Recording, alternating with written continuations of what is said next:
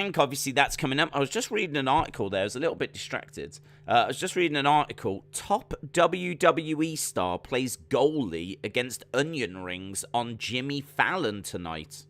One of WWE's top stars briefly traded his flip-flops for hockey equipment as Riddle appeared alongside NBA draft prospect Jalen Williams during the Suggestion Box segment on Wednesday's episode of The Tonight Show with Jimmy Fallon. So, yeah, I never saw that. That's Wednesday, this Wednesday just gone. Apparently, Riddle was on Jimmy Fallon. And actually, whilst we're on that subject, lots of support coming in for that match that Riddle and Roman had. I think I saw that Wrestling Observer gave it 4.5 stars.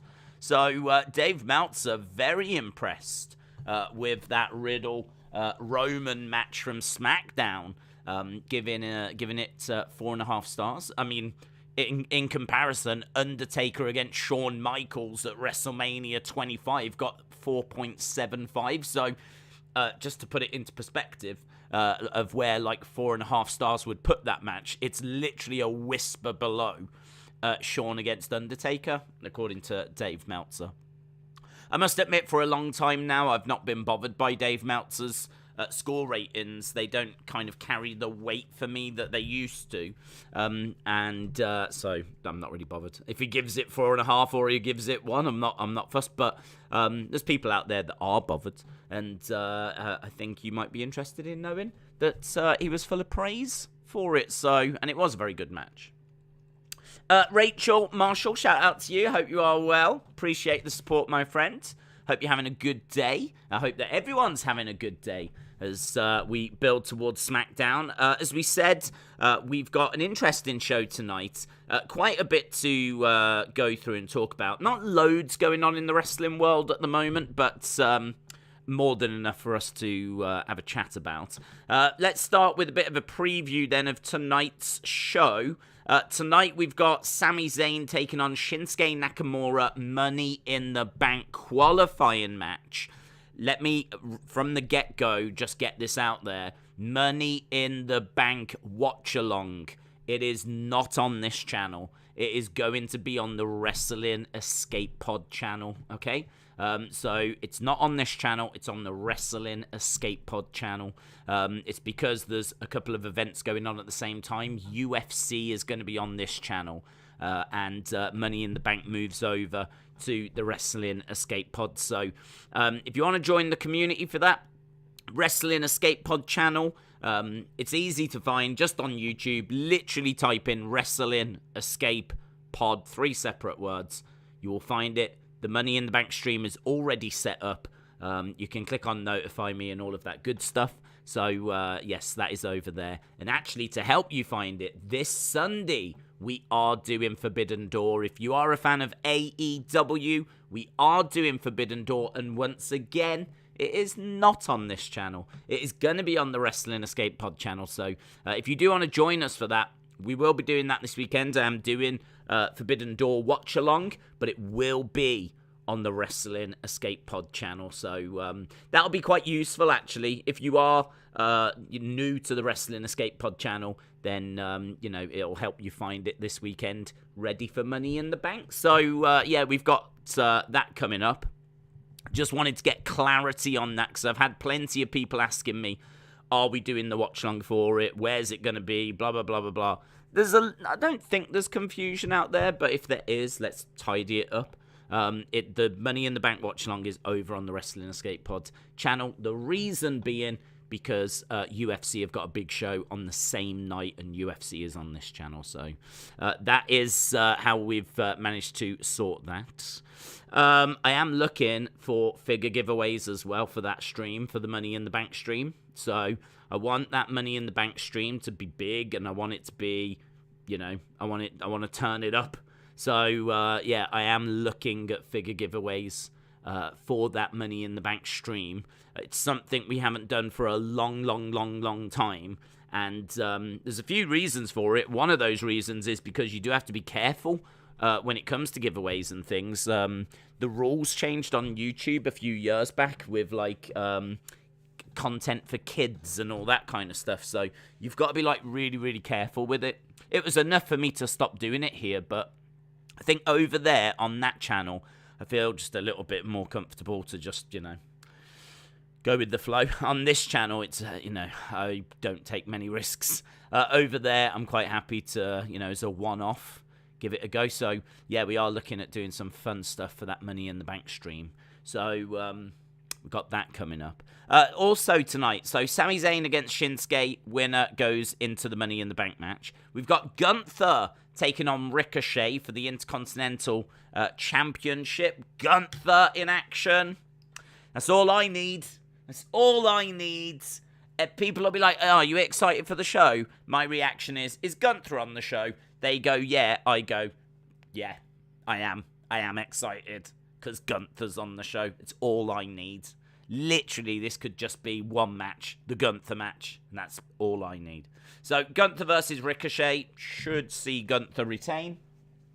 We've got a Drew McIntyre promo tonight as well. He's going to talk about how he plans on getting to the title, which I would imagine is him just saying he's going to try and win Money in the Bank because he's in Money in the Bank. Be weird for him to say anything else other than I'm going to try and win Money in the Bank. So, I don't know. I think this is probably a way of just starting the build because we know that Drew Roman is coming.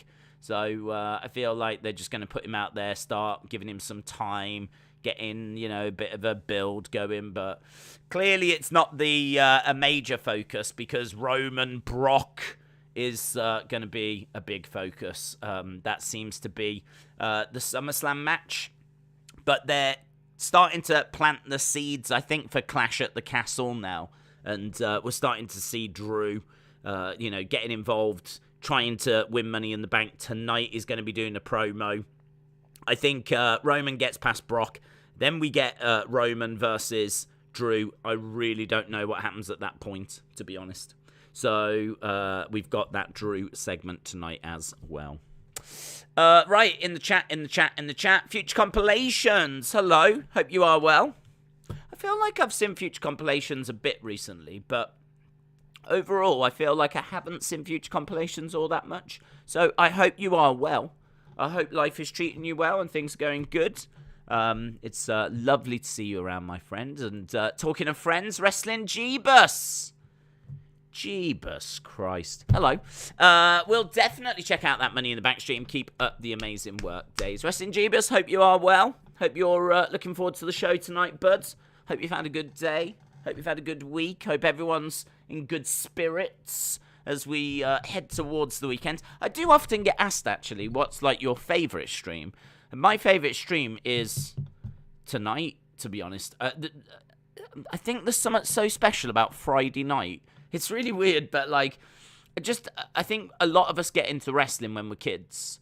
And, when you're a kid, there is nothing more exciting than a Friday night because you are the furthest away from school that you can be. And there's obviously a lot of people that have like Monday to Friday jobs as well, 9 to 5 jobs. Shout out if you're living that life. I've been there. So like, again, that kind of Friday night feeling, there's something special about that. And even though my life now is just not that way, like we stream on a Saturday, Monday, Tuesday, Wednesday. I mean, we're just like doing stuff all the time. So I don't really get that Friday feeling, if you will. I still kind of, I say that I still do. I mean, like, I don't have that kind of routine, but I do still kind of get something special about Friday. I don't know what it is. I think it's because I know lots of people are happy and excited, and I just share in that. Even though I've got no right to share in that, I just share in that. So, yeah, I hope everyone is doing well. So, Wrestling Jeebus, shout out to you. Again, I always like to mention it that Wrestling Jeebus has a fantastic Twitter account. If you haven't been on there, please do check it out. He's a great guy, and I do enjoy following him over on Twitter. Clash at the Castle. Drew will win the titles, but not via cashing in Money in the Bank, because I think Seth will win Money in the Bank, then cash it in, at SummerSlam, and it'll be Rollins versus Drew for the titles. Yeah, well, to be honest, I feel like we need a bit of clarity as to when they cash in, what do they actually get? Do they get both belts?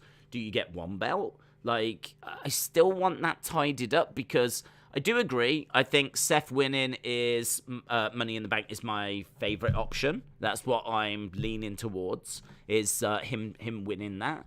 But I don't know. I can't see him cashing in at SummerSlam and getting both belts. I'm struggling with that. I know that you could do Drew against Roman at Clash at the Castle and not have belts involved, but that would seem a bit strange. Like, that would need to be a grudge match then, and we haven't got any reason for that at the moment. So I'm sure we can find something, but I think a lot of people would probably rather see Drew going for a title. If you think about, like, SummerSlam 92, Brett against Bulldog and the Intercontinental Championship and how much that meant to people. And it was I hate saying it, only the IC title. I hate saying it, but that is what it's been reduced to. Although Gunther is going to restore the pride, he's going to restore the honor of that Intercontinental Championship. I'm right behind him. Looking forward to seeing him tonight. But yeah, I kind of think, like, you've got to really main event it with a title match. And I feel like Drew Roman was in the works. And I feel like Drew Roman is a big match. I don't know that Seth being a champion going into Clash at the Castle, it makes sense. You could definitely put one of the belts on Seth. So Seth could cash in and get the WWE title. That would then mean that you could do Drew Roman for the Universal title. But I don't know. I totally see what people are saying, that Seth wins Money in the Bank. He cashes in at SummerSlam. Heist of the Century 2.0. But something is telling me that he's not going to succeed and get both belts. Either he succeeds and gets one, or his cash-in fails. And that's something that people haven't really been talking about. It seems to be like Seth is talking about how this is going to be a bigger, better heist of the century. So he's under the impression that this cash-in is going to beat what a lot of people regard as the best cash-in ever. I actually think there's a chance that he cashes it in and it fails, because I just can't see Seth going into Clash of the Castle with both of those titles. I can't see that. Right? Like, what are you going to do, Drew versus Seth? Like, I feel like Drew needs to go for the title at Clash of the Castle. I feel like if someone's going to challenge for the title, it might as well be someone from the UK, as you go back to the UK at your biggest show for 30 years. So if Seth is going to cash in, then do you do Drew versus Seth? You could, but I think we could all agree that Drew versus Roman is bigger. So I don't know. I feel like they haven't booked themselves. They haven't done anything yet. I can't say they've booked themselves into a bad situation when they haven't booked anything. Do you know what I mean? But I don't know. I think it's tricky. It's definitely tricky. If I'm working in creative, these are the things I'm thinking. If I'm working in creative, I'm thinking, like, I really want to do Drew Roman for the title at Clash at the Castle, main event, big draw. Can Drew be the one to beat Roman to, finally end his reign of terror? Like, I'm definitely thinking that. But then how do you fit in Money in the Bank? Maybe you don't have Seth cash in at SummerSlam, but he cashed in during Brock Roman at WrestleMania 31, so it does make sense for him to do it again against Brock Roman. Maybe he comes running down, cashes in, and fails. Or maybe he comes running down, tries to cash in, and like Paul Heyman or Usos or someone gets in the way, and he doesn't succeed in doing it, and so the cash in is failed, but he doesn't actually cash it in, so he's still got it. He doesn't actually cash it in, so he gets to keep hold of it. But maybe he tries, and doesn't succeed. We've seen that loads of times where people come running down and they try and it doesn't go to plan. So, I don't know. That's kind of where my thoughts are. But fire your thoughts in the chat as to what you're thinking. Ernesto, shout out to you, my friend. Really appreciate the support. Really appreciate the support. I hope you are well. Mr. Mercedes Spiteful said, "Hi, Days. How are you? I'm good. I like the fact of a unification." Oh, hang on. It jumped. What do you think of the new name? Remember, I am WWE Spiteful. Mr. Mercedes Spiteful. Feels like you've gone up in the world. Mercedes is a very luxurious brand. I mean, next you'll be calling yourself Ferrero Rocher Spiteful. And I don't know a more luxurious brand than Ferrero Rocher. I don't even think there is one. So I feel like you're working your way up that ladder. So I do like the new name. Brenton said, why should the belts be separated? I like the fact of a unification, and that's one less champion. Yeah, well, I do agree it comes down to like a personal preference thing. I like one champion, but I don't like one champion when you've got the brand split. I think that when you've got the brand split, you've got, like, the champion, say, working on SmackDown. That means that Raw is missing something. And there's definitely ways around it. You can make your tag titles more important, or you could make your mid-card belt more important, or you could have, like a red-hot feud that could, like, carry the weight. And maybe some of it is just circumstance and, bad timing. But unfortunately, circumstances and bad timings happen in wrestling, and they have to kind of factor in. So, right now we should be full on board the Cody Rhodes hype train, but the Cody Rhodes hype train got derailed, didn't it? So we don't have, like, Cody kind of driving Raw forwards. We don't have a champion around on Raw. The tag titles have been unified, and they're currently on the Usos, who largely are over on SmackDown.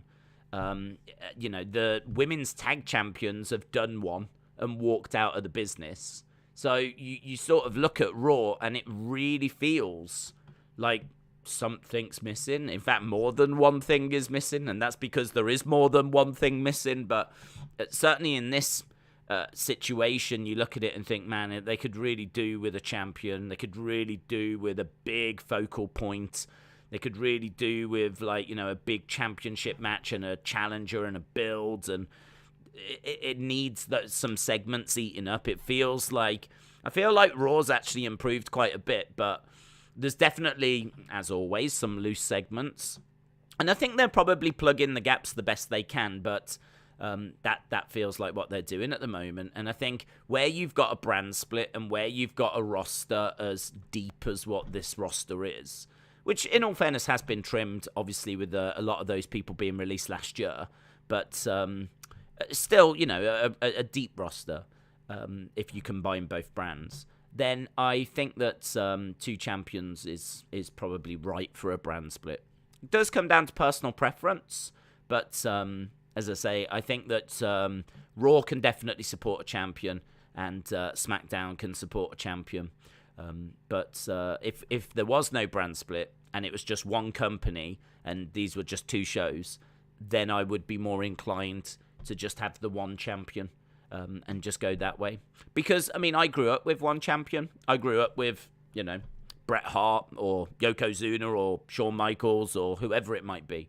But, I mean, without sitting down and actually looking at the early to mid-90s roster and comparing it to now, I feel like now is much deeper. I mean, for starters, you didn't have a women's division in the 90s.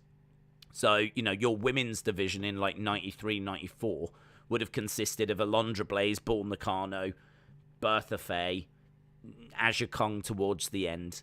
And that would have been about it. Whereas now, obviously, we've got quite a deep, quite a vibrant women's division, which, eats up a bit of time and whatever. But I feel like the rosters are deeper now. And as a result, I don't mind there being, like, two champions. But, yeah, if we lost the brand split, I'd go back to just the one.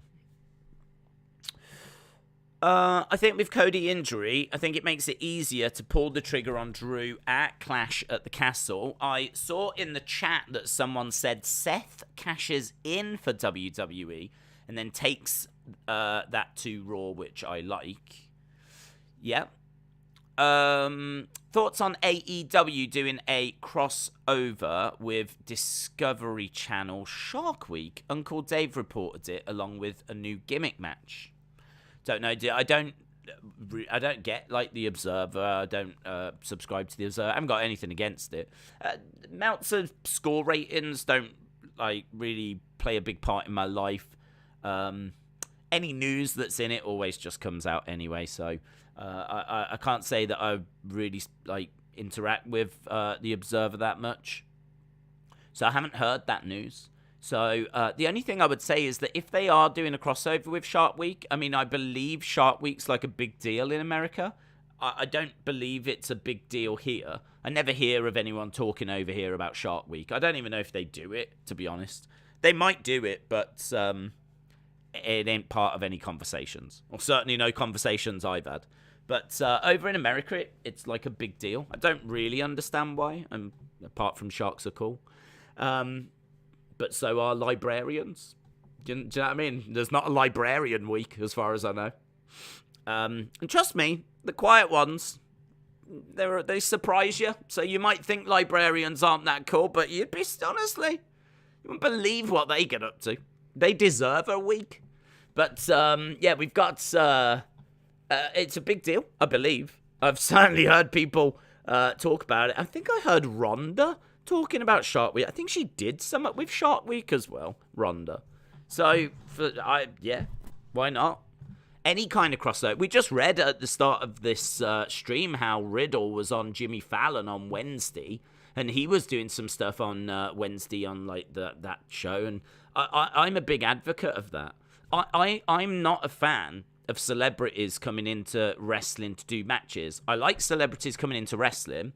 And if you want to be a manager, a valet, if you want to be an outside referee, they had Muhammad Ali do that. He was like a third official on the outside. Pat Patterson was in the ring at WrestleMania 1.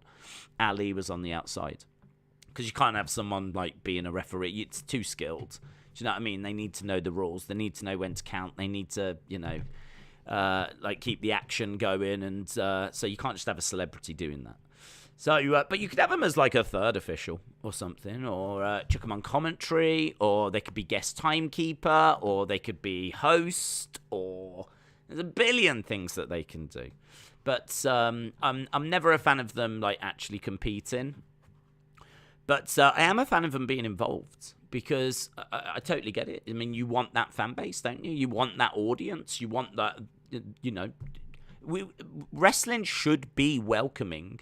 It should have its arms open and be inviting people in. We're desperately trying, as a sport, a form of entertainment to grow. I think everyone wants to see wrestling grow. I don't think anyone wants to see wrestling wither and die.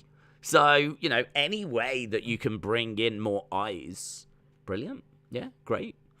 It's just, for me, there is a line. Do you know what I mean? There is a line where, like, I wouldn't cross this line, and this line is I wouldn't have people in matches. But there's a billion other things that they can do, and they, will bring guys on the product still. I mean, look, if you had Jake Paul coming onto the show, and he was going to sit down and have a chat with The Miz or something, and you promoted that would get eyes on the product. You don't need Jake Paul having a match. I'm sure Jake Paul having a match brings more eyes. I've no denying that, but I don't think, you don't need to do that. Jake Paul, the only thing I'd say about Jake Paul is that he is a boxer, so he does have skills. I think if he was to get into a wrestling ring, that he's got striking ability. So Jake Paul would offend me a little bit less. But if you're... I keep going back to Bad Bunny, because, do you know what I mean? Bad Bunny's a singer. He's a singer. What's he going to do? I don't know. I mean, was he street fighting on the mean streets of wherever the flip he came from? I don't know. But, Like, yeah, that for me was a line that was that I wouldn't have crossed. But listen, AEW working with Shark Week to get some eyes on the product and whatever. Yeah, great, do it, brilliant. More the merrier. I wish them all the best. WWF History thoughts on Bruno's hatred of Buddy. He said Buddy was unsafe in the ring and hurt him on a slam outside the ring. This is while he gave Buddy credit as a talent. Thoughts on Bruno hating Buddy Rogers? I feel like quite a few people did, to be honest. I don't feel that Buddy Rogers had a reputation of being like really a nice, approachable, friendly person. I don't think Bruno was the only one that had like issue with him. I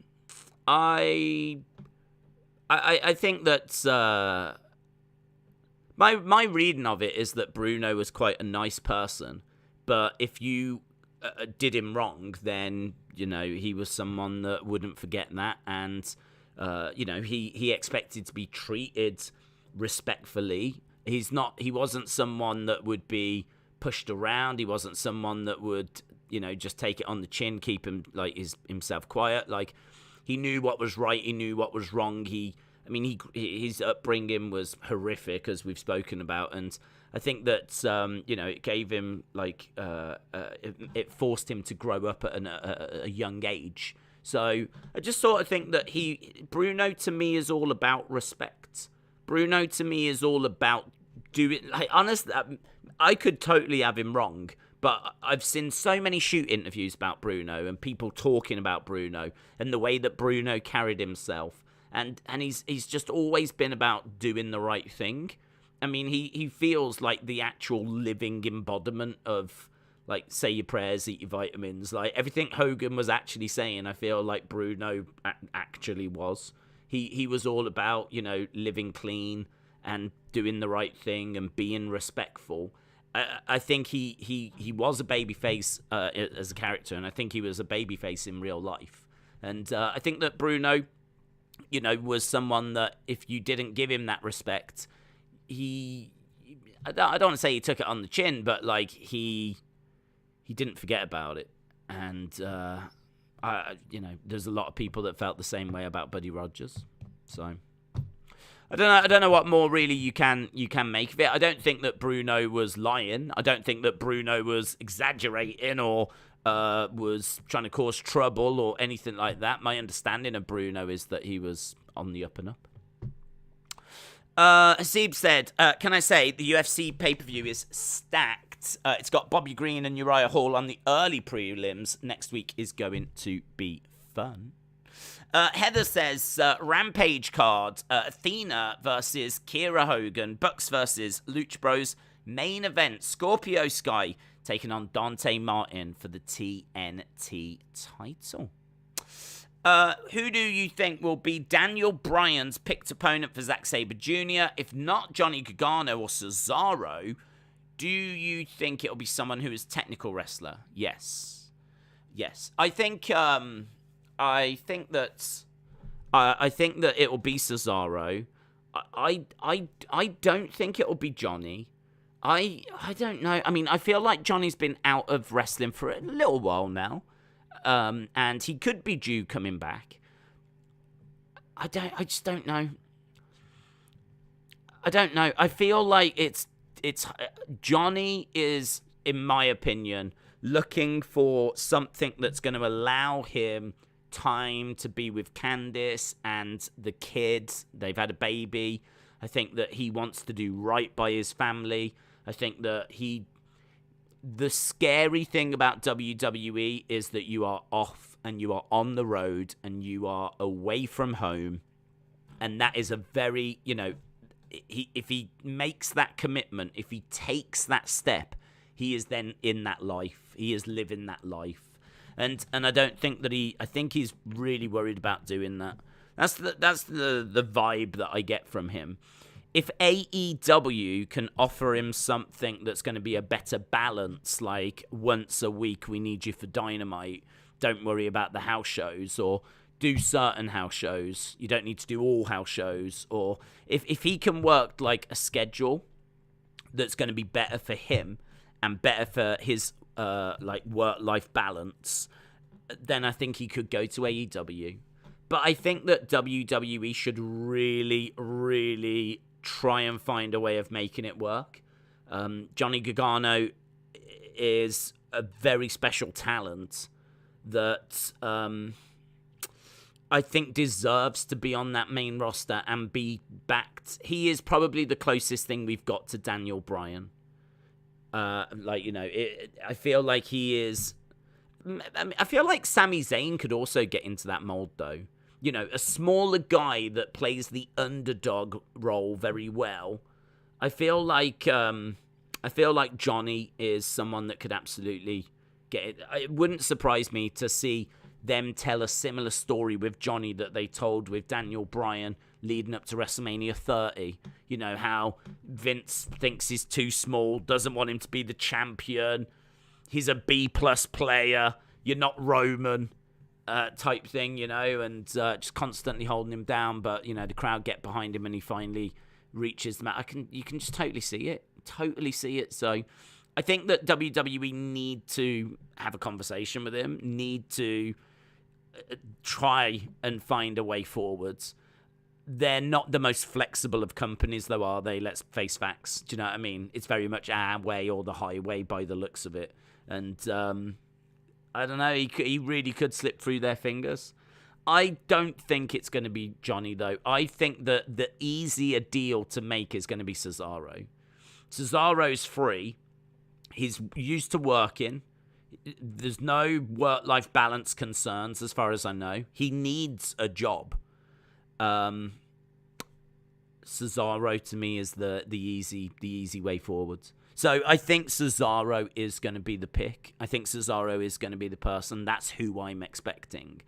If it turns out to be Johnny, it'll be a bit of a surprise. But I'll be pleased for him. But I'll just be a bit disappointed because I just think that AEW's got a lot of people already and they're sort of struggling to showcase everyone. If Johnny goes to Raw or SmackDown, then I feel like there's some openings. You can look at that SmackDown roster right now and look at the top of that card, and it is weak. The top of that SmackDown card is weak. So I feel there's opportunity. I mean, there's people in the way. There's big stars that you got to get past, and one of them, like Roman, is clearly a massive obstacle. But and then you might have Cody on the other show, but I'm sure his time would come, but they would just have to tell the right story and all of that. If he goes to AEW, I feel he'll be used all right. I think he would, be fine. But I don't know. The thing with AEW is like you can get to the AEW title, but they're not having stadium shows, and it's not WrestleMania, is it? Do you know what I mean? Like there's only one WrestleMania. And that WWE Championship that goes back to the 1960s, the AEW title just doesn't have that prestige either. So if you go to AEW, you're going to a company that's, on the up and up. I mean, they're doing all right. They're doing well. They're, 3 years in and they're forming great relationships and, they've managed to get some great talent. Like, this is, again, it's no knock of AEW, but it would be disappointing because I feel like you can get more exposure and you can achieve more in WWE. You can win the title at WrestleMania in front of 80,000 people. Do you know what I mean? Like, you can achieve that. Like, probably the biggest thing you can do in AEW at the moment is win the AEW title in an arena in front of, say, 20,000, or maybe at Arthur Ashe Stadium in front of like 20-odd thousand. I mean, that's still good, and it'd still be amazing, and Johnny, I'm sure, would be over the moon, but there is potential in WWE to go beyond that and go bigger, and I don't know, it'd be a shame, wouldn't it? Be a shame to not see him on that main roster. And I've said before, if he goes and he's booked badly, well, you just don't sign another contract, do you? You go there for a couple of years. You do what you're told. You tell the stories they want to tell. And if you get booked badly and it's all a disaster, well, you just don't sign a new deal. Just don't sign a new contract, and then you go to AEW, who will absolutely love the fact that you have been all over television for the past 2 years and that you've built a following and you've got a fan base. And I mean, he has got a fan base, but it's an NXT fan base. Imagine if he went to Raw or SmackDown. So I would like to see him do that. I'd like to see him go to WWE. If he goes to AEW, I wish him nothing but the best. I'll be watching him, supporting him. But I think it'll be Cesaro. If it's neither of them, then Chris Hero is someone I'm seeing mentioned. Cassius Ohno from NXT fame. He, and also from like indie wrestling fame as Chris Hero. But very technical, very knowledgeable. His Twitter account, I haven't been on in a while, but you can learn a lot about wrestling from Chris Hero's Twitter account. I like to, again, I haven't been on in a while, but I always liked to have a look at his Twitter account. I also like to have a look at, is it Catch Wrestling? Catch Wrestling? That is another good account that's got like lots of holds and things from the past. There's lots of good information on there, which I really do recommend people check out. Some really good Twitter accounts. Some might be really good, actually, if someone got together like a list of like the really good Twitter accounts to follow. I genuinely, I would put on Wrestling Jeebus, who you saw earlier. I really do think is a good person to follow on Twitter. I would put on that, what's his name? I can't remember his name. Is it Alan Cheapshock or Alan Cheapstar? I can't remember. I don't know what his name is. Something like that.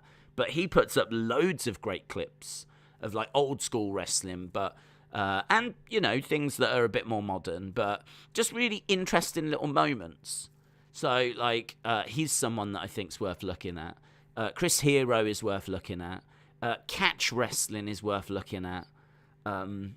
It's just lots of really great accounts that give you, like, really good information.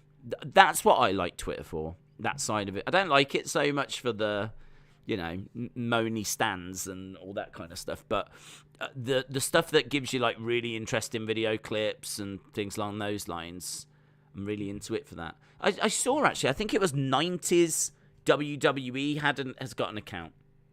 It's not an official WWE, it's just someone's account, and they're pretty cool. They had a picture of Undertaker in his black kind of costume, and he had red gloves, and he had red lining on his pockets, and he had a red thing. I have never seen that before. I remember the grey when he made his debut. I remember the purple when it was Undertaker versus Undertaker and they needed to find a way of telling the two apart. And then he stayed like purple after that point. I do not remember the red. And I looked into it, and it was apparently worn once. And it was worn for the WrestleMania video game. So apparently at the time, Mortal Kombat was massive. And that was kind of like real pictures of like fighters, not like cartoons. It was like you could see it was like an image of a person. And so the WrestleMania game, they tried to kind of copy that by having real images of the wrestlers. So the wrestlers had to go to a studio and be filmed doing lots of different moves so that they could then get added to the game rather than it being just pixels. It was kind of images of them. And I don't know why, but they put them in costumes that were just slightly different to normal. I don't know why. Not a clue. No idea why he didn't go in just his grey or his purple. And instead, they put him in red. Oh, I wonder if I can find a photo of it, actually. Every day we're wobbling. Right, bounce back. There we go. There was a wobble there. John says, Adam Cole is an IWGP champion on Sunday. Hashtag Adam Cole Bay Bay. Anna Dawes, shout out to you, my friend. Anna, you don't need to be so generous. I will always seek out your messages. Anna says, with Ishii out of the pay-per-view, yeah, the curse, the Forbidden Door curse. So with Ishii out and replaced by a young lion that was trained by Lance Storm, who I haven't heard of, but apparently is very good. I did see a lot of people online saying, oh, okay, that's cool. I'm all right with, what's his name? Chris Cross or something? I don't know. But they were like, oh, yeah, that's cool. People seem to be into the idea of this guy coming in, but I don't know him. A young lion trained by Lance Storm. Do you think the schedules are a problem for the big shows? I also think that Timothy Thatcher could be in Blackpool Combat Club. Timothy Thatcher's a really good shout. Never thought about Timothy Thatcher, actually, and he is available and technical, but has he got a relationship with Brian Danielson? I don't know, because the way that Brian Danielson was talking, he was like, if someone's going to replace me, I knew straight away who it would be. And I just think that he worked with Cesaro.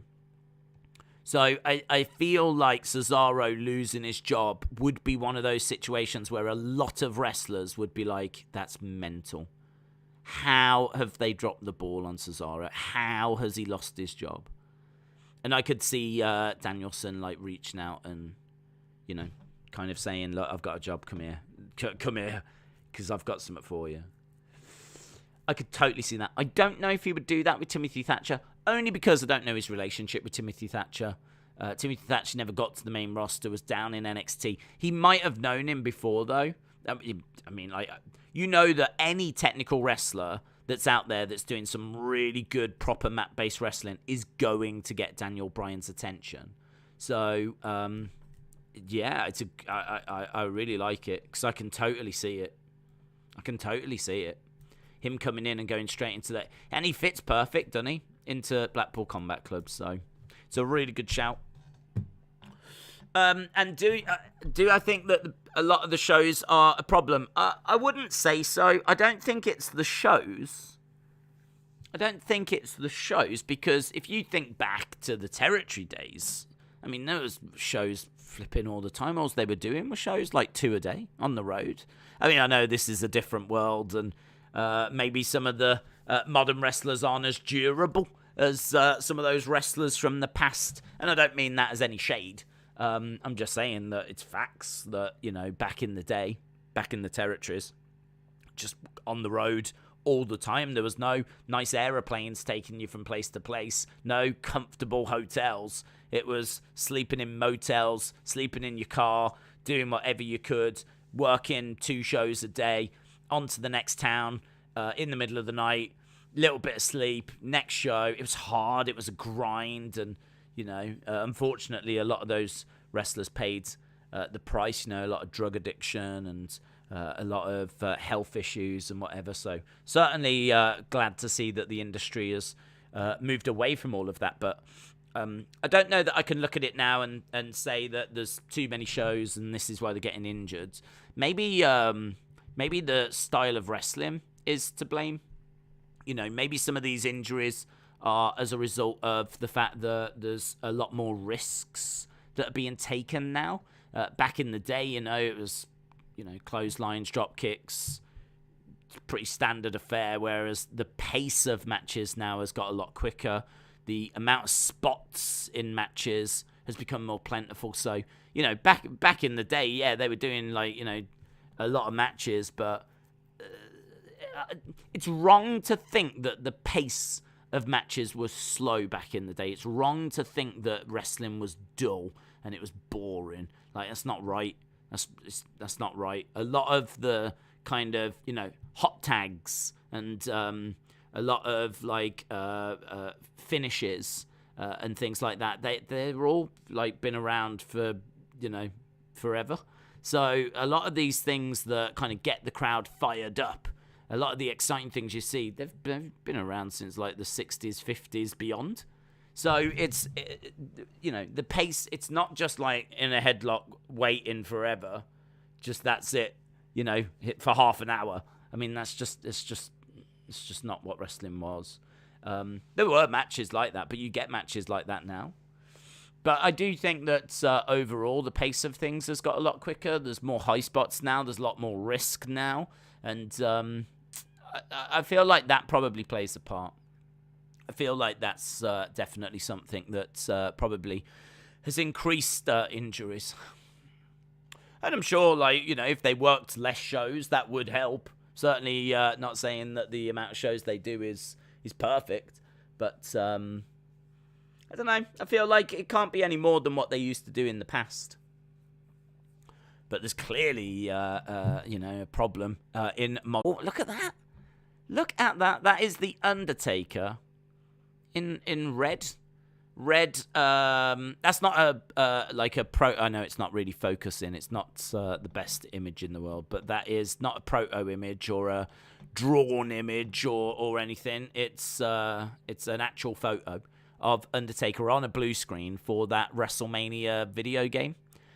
Mattel should absolutely make that as a figure. That would be such a cool Mattel figure. I saw that. I've never seen it before. Must be talking about 94 there. Must be around 94 to 95 kind of era. But it's really cool.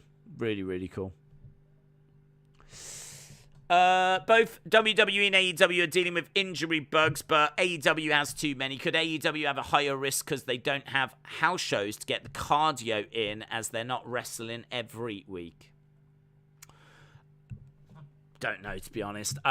It's difficult, isn't it? I mean, like, you could make the argument that if you work a lot of shows, you increase the risk of injury because you're doing a lot of matches and you're doing a lot of bumps, and there's a lot of, you know, wrestling...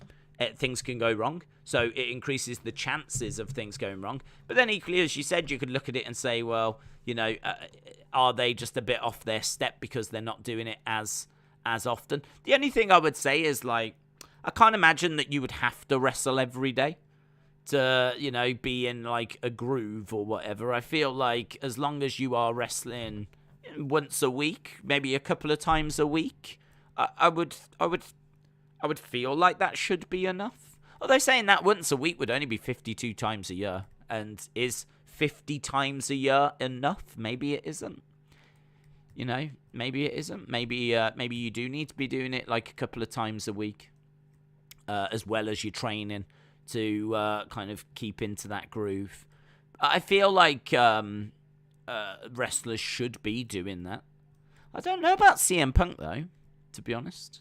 Don't know about CM Punk. Don't think he's working a house show and then doing Dynamite and doing all these matches. So it's hard to say. I sort of feel like the truth probably is that it's various different reasons. I would imagine that some of it is to do with some of the high spots. I would imagine that some of it could be to do with inactivity. Some could be to do with, you know, people maybe working a bit too much and being exhausted. I probably feel like it's probably not one answer. It probably is, like, you know, everything put together. Wrestle with Andy. Hello. Says, do you think Gunther could beat Honky Tonks for 5-4 days? Yes. Yes. Yes. He should beat it. This seems it. What's great about this Roman Reigns reign, and what is good about the UK reigns, is that it feels like WWE know and are acknowledging at all levels that long title reigns serve a purpose and that they are beneficial and that they really mean something. So, and I really like that. I really like that. Because I completely agree that, you know, when Roman loses his belt, it is going to be huge. When Roman is pinned and he loses those titles, and he will, it's going to be huge. It's going to be absolutely huge. It's not going to be Undertaker WrestleMania streak over huge, but it's still going to be huge. Still going to be like one of the defining moments of this generation of wrestling. is because this title reign defines this generation of wrestling. So whoever that person is going to get a great push, and it's going to be a massive moment. And I really love the fact that the NXT UK titles, those reigns have all been, long, and each one has been bigger and longer. Love that. Love what they're doing with Roman Reigns at the moment. Think that's brilliant. So love that. I don't know that it's really showing itself anywhere else, to be perfectly truthful. I feel like there's still titles being passed around, but then there's a lot of titles, in all fairness. But I'm encouraged by the fact that they clearly at all levels, be it developmental, be it main roster, know that there is value and it is worth putting the title on someone, leaving it on them. I suppose the Usos have been amazingly SmackDown tag champs for like a long time. I don't know the actual days, but I'm sure it's over 12 months. So, they've had a long reign. So, yeah, I'm encouraged by that, and I would love Gunther to beat Honky Tonk Man's records. I think that that would give Gunther, it would build him up, and it gives him something credible and good to kind of focus on for the next 12 months. So for the next 12 months, here's your title. You are the Intercontinental Champion. You can go around saying you are the champion if you want to. You can take on all comers. You're going to get wins. Some of them won't be clean, but some of them will. And that's you done for the next 12 months. Questions? Brilliant. Sign me up. Absolutely sign me up. Match of the night will open AEW Rampage. Andrade versus Phoenix's Money. I wanted them at Forbidden Door, but I understand the current politics of international promotion. That being said, thank you AEW, says the Coog. Who could pin Roman apart from Lesnar, says Lee. Well, whoever's got Money in the Bank could. There's a few questions around could Drew be someone to do it. I feel, and this is a name we haven't spoke about in a long time, and for reasons, I feel like Big E could do it. I think people are sleeping on Big E. I think that Big E didn't get quite the push that he needed. It took them a little while to change his entrance music. He never changed his ring gear from New Day ring gear. What Big E needed was he needed to be a bit edgier. He needed to kind of set out his sights and be clear about what he wanted to achieve. He needed to be better on the mic than he was at times, believe it or not. Big E is actually quite good at doing the comedy stuff and being in the New Day group and saying a few lines. But when he's got to carry the weight of a feud and get a bit more serious and actually be the only one, and there's no Kofi or Xavier to jump in, and it's just him on his own, he is a little bit lacking, and it did show itself a couple of times. There was one in particular where I think he was the champion, and I remember him standing in the ring with another couple of people, and he really was struggling to kind of hold his end of the bargain.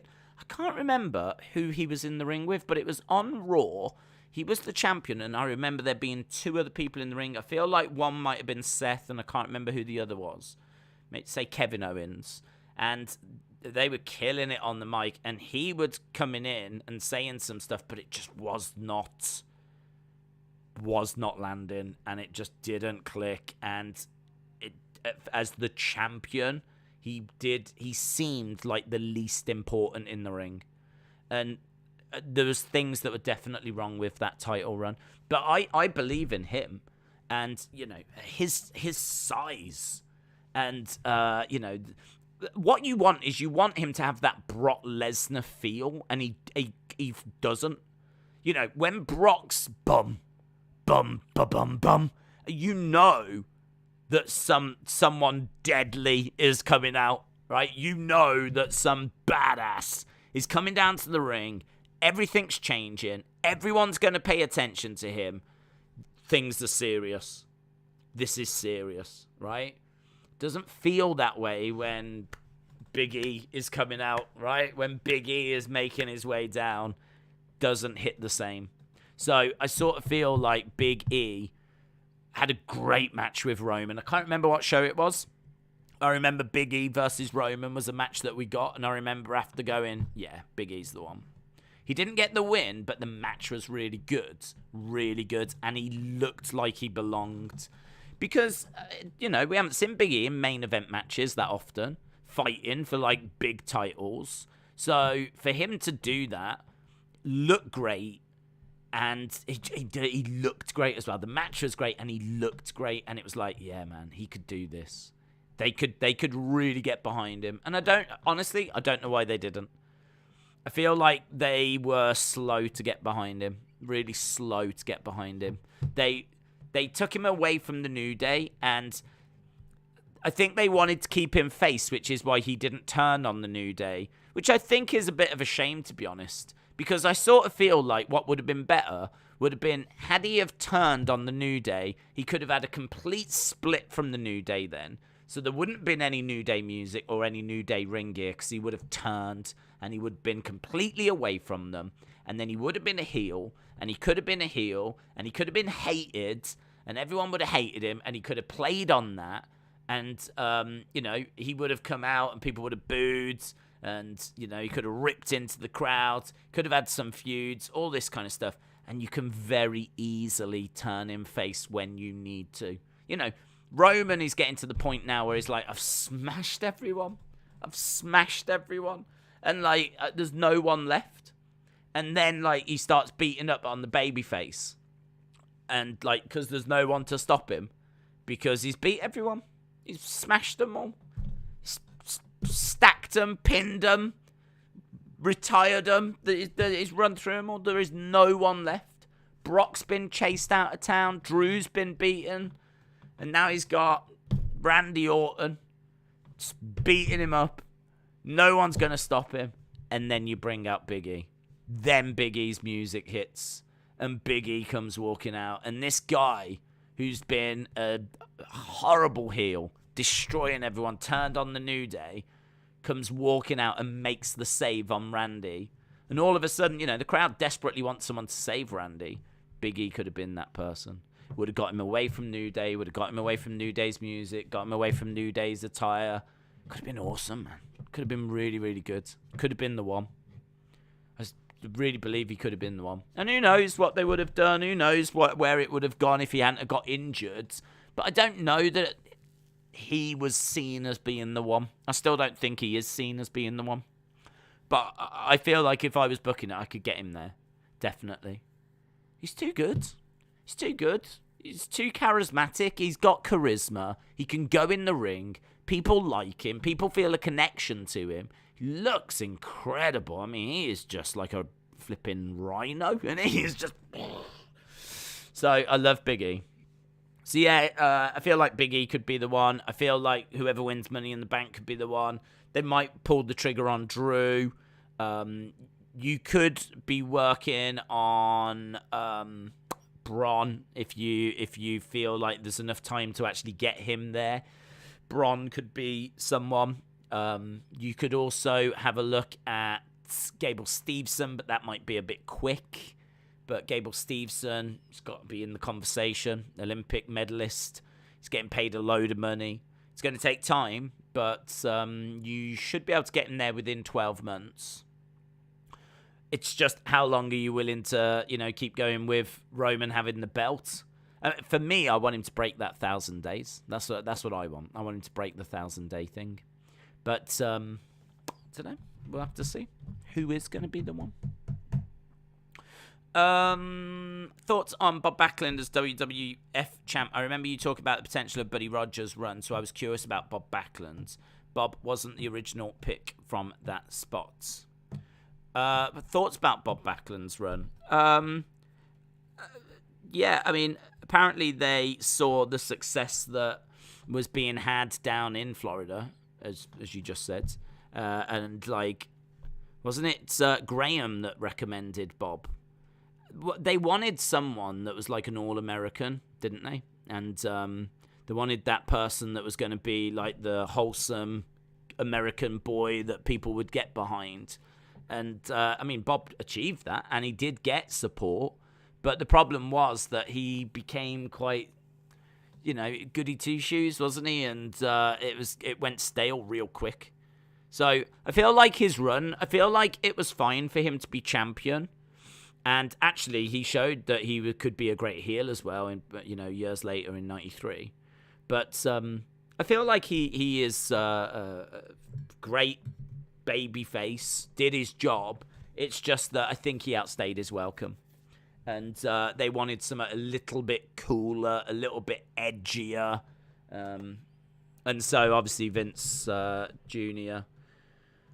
turned his attention to Hulkamania and Hulk Hogan and brought that in instead. I mean, really, Bob Backlund needed to be what Hulk Hogan was, the all-American boy, but someone that was cool at the same time. And Hogan was cool, you know, come down, ripping the shirt, had the bright colors as well. You know, he's in the yellow and, you know, he was tall, he was tanned, he was jacked, had that bodybuilder physique. Like, Hogan was cool. In the 80s, Hogan was cool. And, you know, he really broke into, like, pop culture. And that's really, I think, that kind of mainstream success, I think, is what they were hoping that good old Bob Backlund was going to achieve. But couldn't.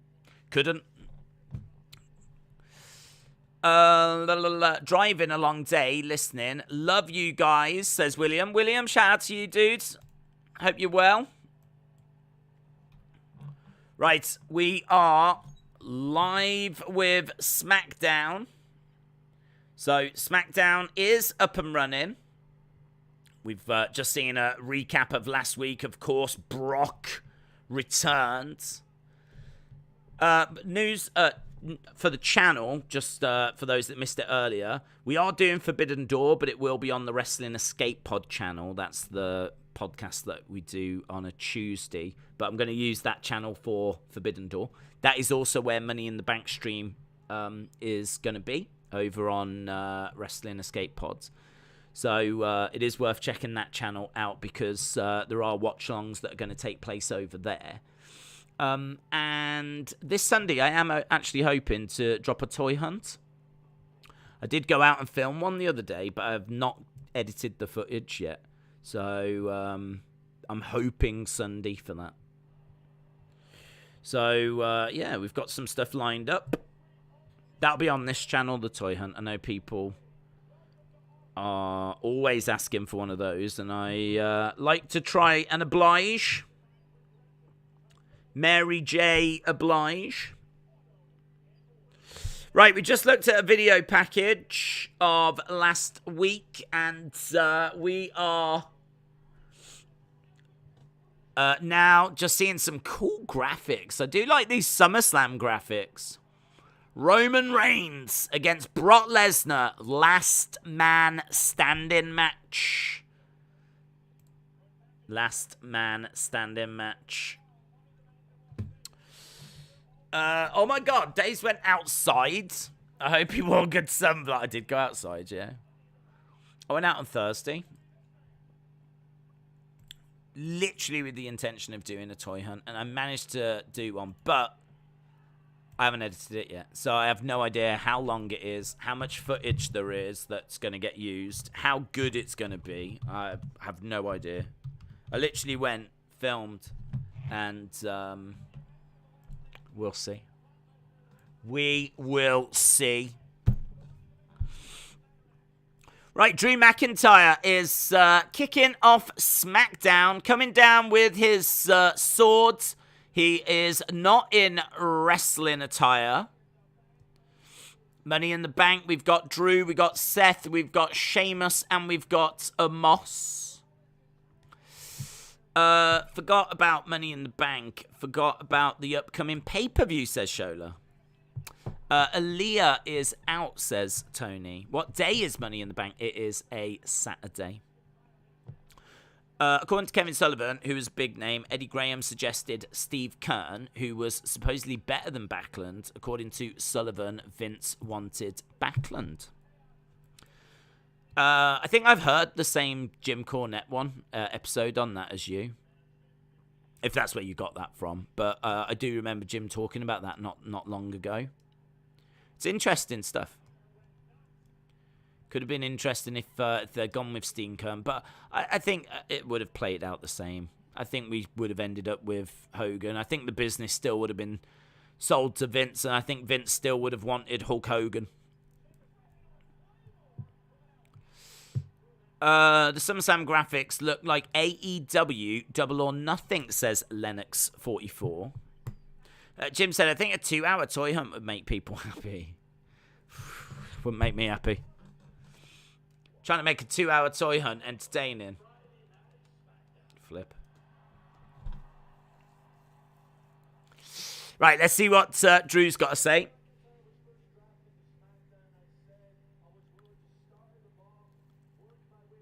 When I started on SmackDown, I said I was willing to start at the bottom and work my way to the top.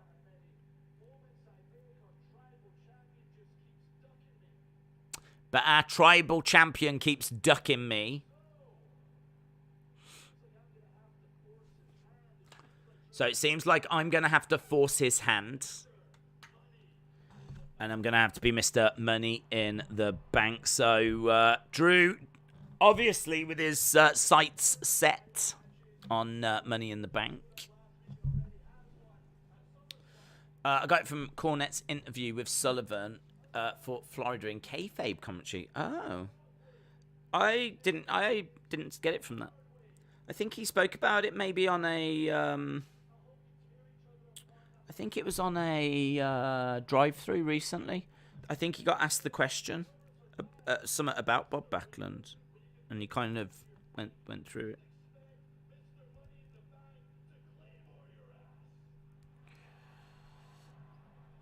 Okay, so Drew is telling Roman that he's going to be delivering a Claymore, and he will be cashing in. But here comes Butch, Ridge, Sheamus, the Brawling Brutes.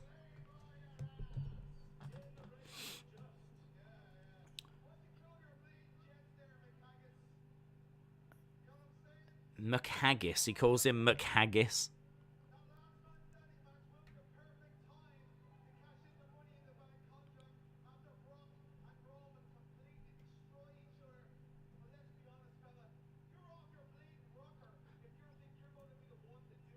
You're off your rocker if you think you're the one to cash in. Ridge is having a word with Butch here as Butch is desperately trying to get into the ring.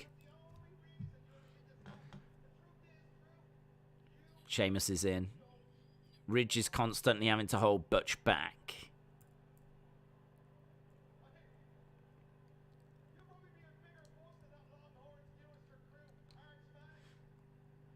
Okay, so I think Sheamus is laying into a local sports team, drawing boos from the crowd. There's a sign in the crowd that's so long, it's like a blue sign right where the... My sister... What the hell does it say? How are we meant to read that? I mean, it's like, honestly, it's like an eye test. Something about their sister. It's gone.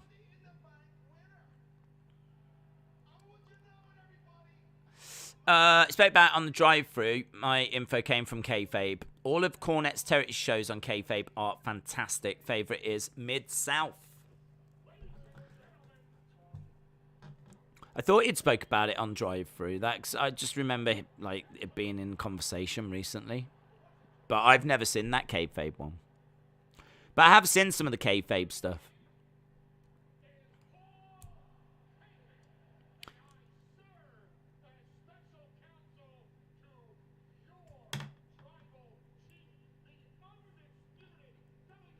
Okay, here's Heyman. Here's Adam Pearce.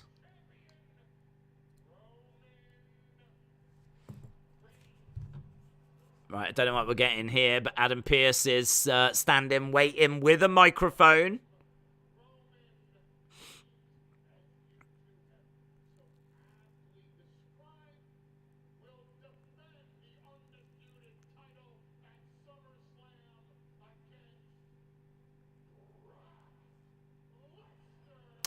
Okay, Roman defending against Brock. It's really slow, isn't it?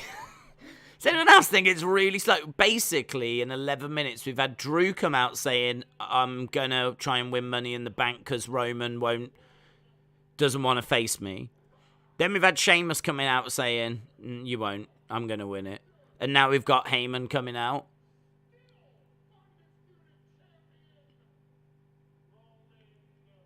Saying that Roman will retain.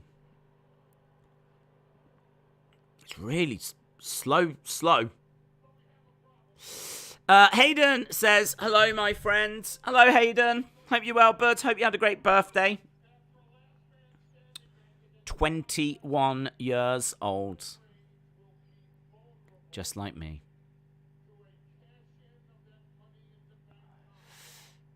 Right, we're just seeing the briefcases. God, he's even talking slow. Sheamus or Drew McIntyre. Is his batteries run out or something? What's going on? I feel like this show needs new batteries. Let's get going, man. What we doing? Let's have someone punch someone in the face. Come on. Where's Gunther?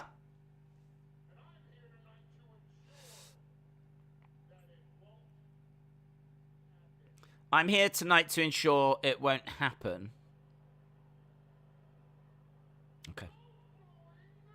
No booing. No booing. Oh, they've booed louder now.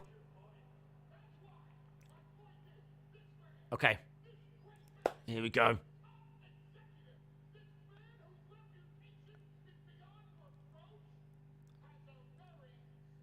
Special announcement from Adam Pearce. Here we go. Here we flipping go. Drew, Sheamus. Perhaps I was a bit hasty to put you both in. Neither of you lost your qualifying match. But neither of you won either.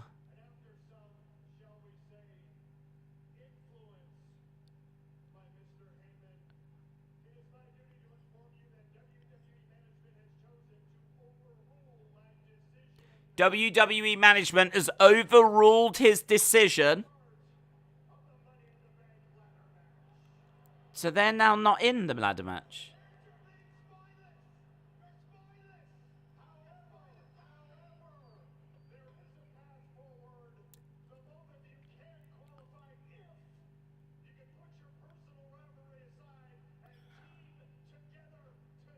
So they can qualify.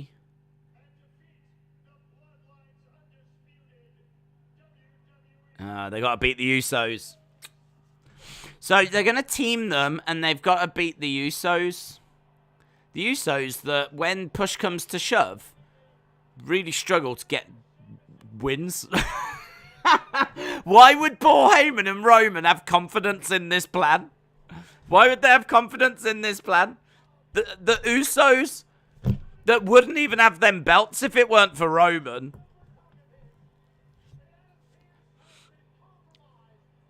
So now Drew and Sheamus are not in Money in the Bank. They're going to have to face the Usos to now qualify for Money in the Bank. I'm guessing they're going to beat the Usos, and then we'll end up right back where we started. I said the start of this show was a bit slow. What we actually did is we went backwards. That's how slow it was. People that had qualified, unqualified. I didn't expect that. I didn't expect to go backwards. We've actually got less people in the Money in the Bank match now than we did when the show started. Madness. I can't get my breath. Timothy Thatcher is in Noah, so he can't be at Forbidden Door, says Edwards. Have you got any thoughts on Wes Lee? No, not really, to be honest, no. No, because I haven't... I don't know. I don't know what he's accused of or anything. Because when all that stuff came out, it was just... I believe it was after I'd stopped doing, like, the NXT watch-alongs. So, my focus on that was kind of decreased. So I don't know. I don't really know what he's been accused of, if he's guilty of it. I don't know. I know it was enough for him to lose his job. And he's no longer in NXT. But I don't know what he's, accused of, what's actually happening. And if he's going to be wrestling again, or if he's cancelled now and he's done now, I don't know. I'm not saying that because I don't want to talk about it. I mean, you should know by now, I'll quite happily talk about things. To the point where I'm actually interested, so I'm going to Google it. Wes Lee news. Oh, no, I've got it the wrong way round. I'm glad I did Google it. It's Nash Carter that got released. To prove my point of how much I'm not following this story, completely got the two mixed up. It's been a roller coaster journey for Wes Lee, and he's addressed that journey.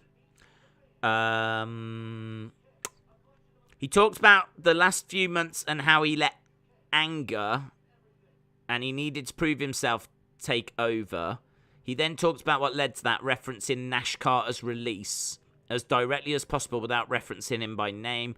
It's the most direct Carter's release has been addressed on TV, with Lee saying he's been at the higher highs and the low of lows, from one extreme to another in such a short time. Best friend, brother, and our world exploded from underneath my feet. Well, I've Googled the wrong person, haven't I? I need to look at Nash Carter, don't I? Nash Carter. What's he accused of? Nash Carter. Abuse allegations. Oh, that's right. He's the one that's with thingy, Kimberly. It's falling into place now. So, God, I remember this, yes. Kimberly, who I believe was in Impact, made allegations on Twitter, very public allegations, and to be honest, I don't know. I don't know what actually resulted in him being removed, because there was a picture of him with like a Hitler mustache, and I think was he doing the hand gesture and everything as well, which he's come out and apologized for. I mean, he was saying that he was just doing it, I think, as just being silly, just in the privacy of his own home type, just being stupid. I don't think he has those beliefs and goes to rallies and all that kind of stuff. But it is a real stupid thing to do. It's a stupid thing to do. It's a even more stupid thing to have your picture taken whilst you're doing it. So yeah, stupid. Stupid. So yeah, I wish Wesley all the best.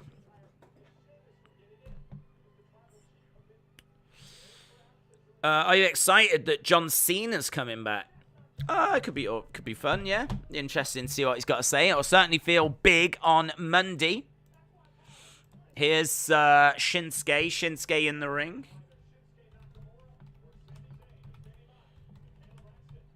Shinsuke and Sammy. Caleb Braxton is backstage.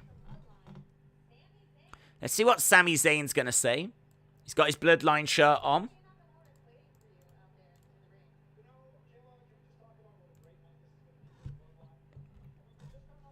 Let's talk about how great this is going to be for the Bloodline.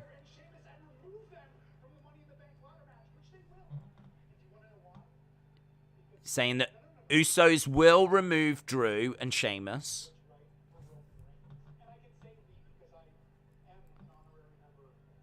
is in the bloodline. I'm an honorary Uce. Tonight, I'm dedicating my match to the Tribal Chief, Roman Reigns. I'll beat Shinsuke. I'm going to climb the ladder. Reef the briefcase.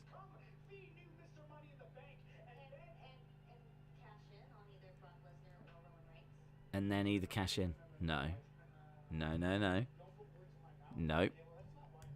No. I'm not going to cash in on Roman. I'm doing this to protect Roman.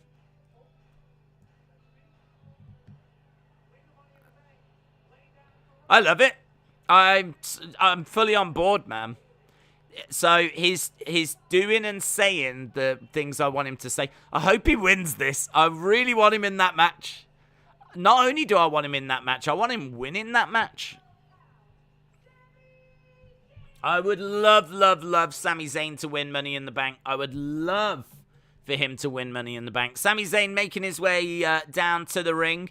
He said, "Don't put words in my mouth. If I win Money in the Bank, I will not be..." Well, he didn't say he wouldn't cash in. He says that he was doing it to protect Roman. So, at least I don't think he said he wouldn't cash in. I'd have to rewatch it to see exactly what words he used, but he said that he was doing it to protect Roman. So, I think it makes sense. Win this. That way no one can cash in on Roman. But he would have the Money in the Bank briefcase. Rest with Andy said, "I was looking at the odds earlier. Sammy is 10-1 to win Money in the Bank." Well, let's see if he gets in it first. Kayfabe Commentary has a sample YouTube channel. Yes, I know. I used to be subscribed to KC to their Vault, so I've heard their. I really like some of their shows. They've got like the sit down ones in particular where they do like reviews of years and decades. There's a fantastic one with Bruno where he does the 60s. And they've had, I think, Scott Hall doing one. I remember Bret Hart did one. Bret Hart might have done 93, I think.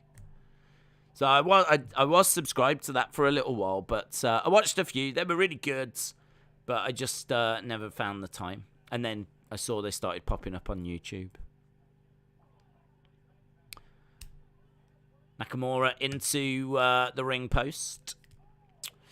The only way I want Sammy to win is if he accidentally cash... How do you accidentally cash in? How do you accidentally cash in and pin row? I don't know how you would accidentally do it. I like the idea of him... I've said before, I like the idea of him winning it, not cashing in, or not wanting to, and then, after WrestleMania next year, they disrespect him, completely forgetting about the fact that he's got Money in the Bank, because you haven't seen it. You just haven't seen Money in the Bank. It's not spoken about. You haven't seen it. You do whatever you can. It's never mentioned. You just completely forget that he's got it. It's going to be hard to do, but just don't mention it. Don't focus on it. It's just not a thing. It's not a factor. And then by the time we get past WrestleMania, he gets beaten up. He gets attacked by the Bloodline. Comes running down with it. Boom. Cashes it in. So good. Boot by Shinsuke. Sammy down on one knee. So we are underway with match number one. Shinsuke dumped outside the ring. Chucked over the top and goes hard to the outside as we go to commercial break. Brett did the 92 one. I love the Cornette timeline for 97 and JCP 89 and 90. I loved JC telling the story of the Montreal Screwjob. Sean said, "Let's go Nakamura." Pepsi said they should live stream Love Island. Never watched an episode in my life. Never watched a single episode. Red Eye said Roman will almost certainly lose the belts to an unlikely underdog. Dylan said, I think Roman might beat up Drew and Sheamus after the match tonight, so they can't compete in the ladder match. Tony said UFC tomorrow. Yes. Do you remember when Sami Zayn was basically Shinsuke Nakamura's mouthpiece? Pepperidge Farm remembers. We haven't seen New Day versus Brawling Brutes for 2 weeks. Are we starting to become sane again? Yes. Sami Sane. That's what we are. We're all Sami Sane. Oh. Let's go. You felt Big E was not holding his own when he was in the ring with Orton and Lashley before the cash-in. Was it them two, was it? Was it Orton and Lashley? In my head, it was flipping Owens and Seth. So, and I remembered it was 2 people. 2 people that he was in the ring with, and it just, floundering. Distinctly remember that. Because I really wanted it to work. I wanted Big E as champion to work. And, you look at it and you go, well, why didn't it work? And for me personally, I understand the power of positivity, and it's a great message and all of that, but I feel like he needed to kind of move away from the New Day stuff. I think the New Day stuff has been stale for a long, long time. And, the New Day have continued doing that, and they are stale. So him as going solo, continuing to do power of positivity and, all that kind of New Day stuff, it's stale. He needed a change. So he needed to evolve. He needed to change. He was at that point in his career where it had to take a different step forward. And the longer that it stayed New Day, I think, was a real problem. They changed his entrance music, brilliant. He never changed his ring gear, though, which I think was a bit of a shame. I think he really could have mixed up his ring gear to something that would symbolize his solo run. And definitely the promos were an issue. But in-ring, his look is incredible, and in-ring, he's great. And he's got that connection with the fans as well. Like, I feel like you've got pieces there. In a way, you could say Big E feels a little bit like Rocky Maivia. You know how, like, when The Rock first came in? When The Rock came in, incredible look. Looked great. He was always charismatic. He hadn't quite found his voice at that time, but he had it in him. But there was something that wasn't right. And the reaction to the crowd was, die, Rocky, die. But, they managed when The Rock first came in to present The Rock in a way where The Rock was, not getting over. And actually the crowd were, die, Rocky, die. Chanting that, sending with signs that said that. And that was The Rock. So I feel like he never got that far. It's not like people were chanting, die, Big E, die. But something is just stopping him getting to that upper echelon. And I think it's a few different things, as we said.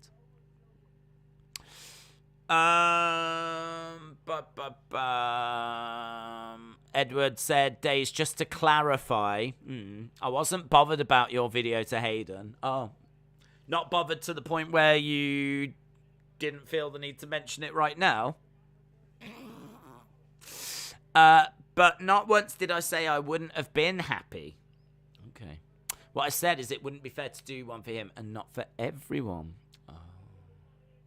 But I just want to focus on the fact you're definitely not bothered, yeah? Not bothered to the point where just completely randomly during a SmackDown stream you just felt the need to mention it. Not bothered. Just saying. Shinsuke knocking Sammy on that top turnbuckle. If Sammy backs Usos in their match, Brock should use Sammy as a prop to make Usos lose. Roll up. 1, 2. He's using the ropes. Oh, the ref sees it. Oh. Referee saw that Sami Zayn was using the ropes. Thoughts on Tuesday Night Titans? I thought Vince tried to be a late night Johnny Carson along with Walt Disney of wrestling, which Vince wanted to be. I really like it.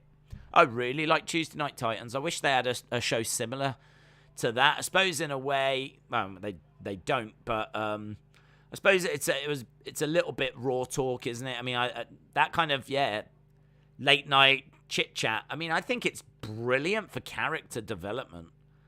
And not only that, you could bring in such, fascinating guests. Think about how interesting, like, all these shoot interviews are. And, just getting a few stories from back in the day.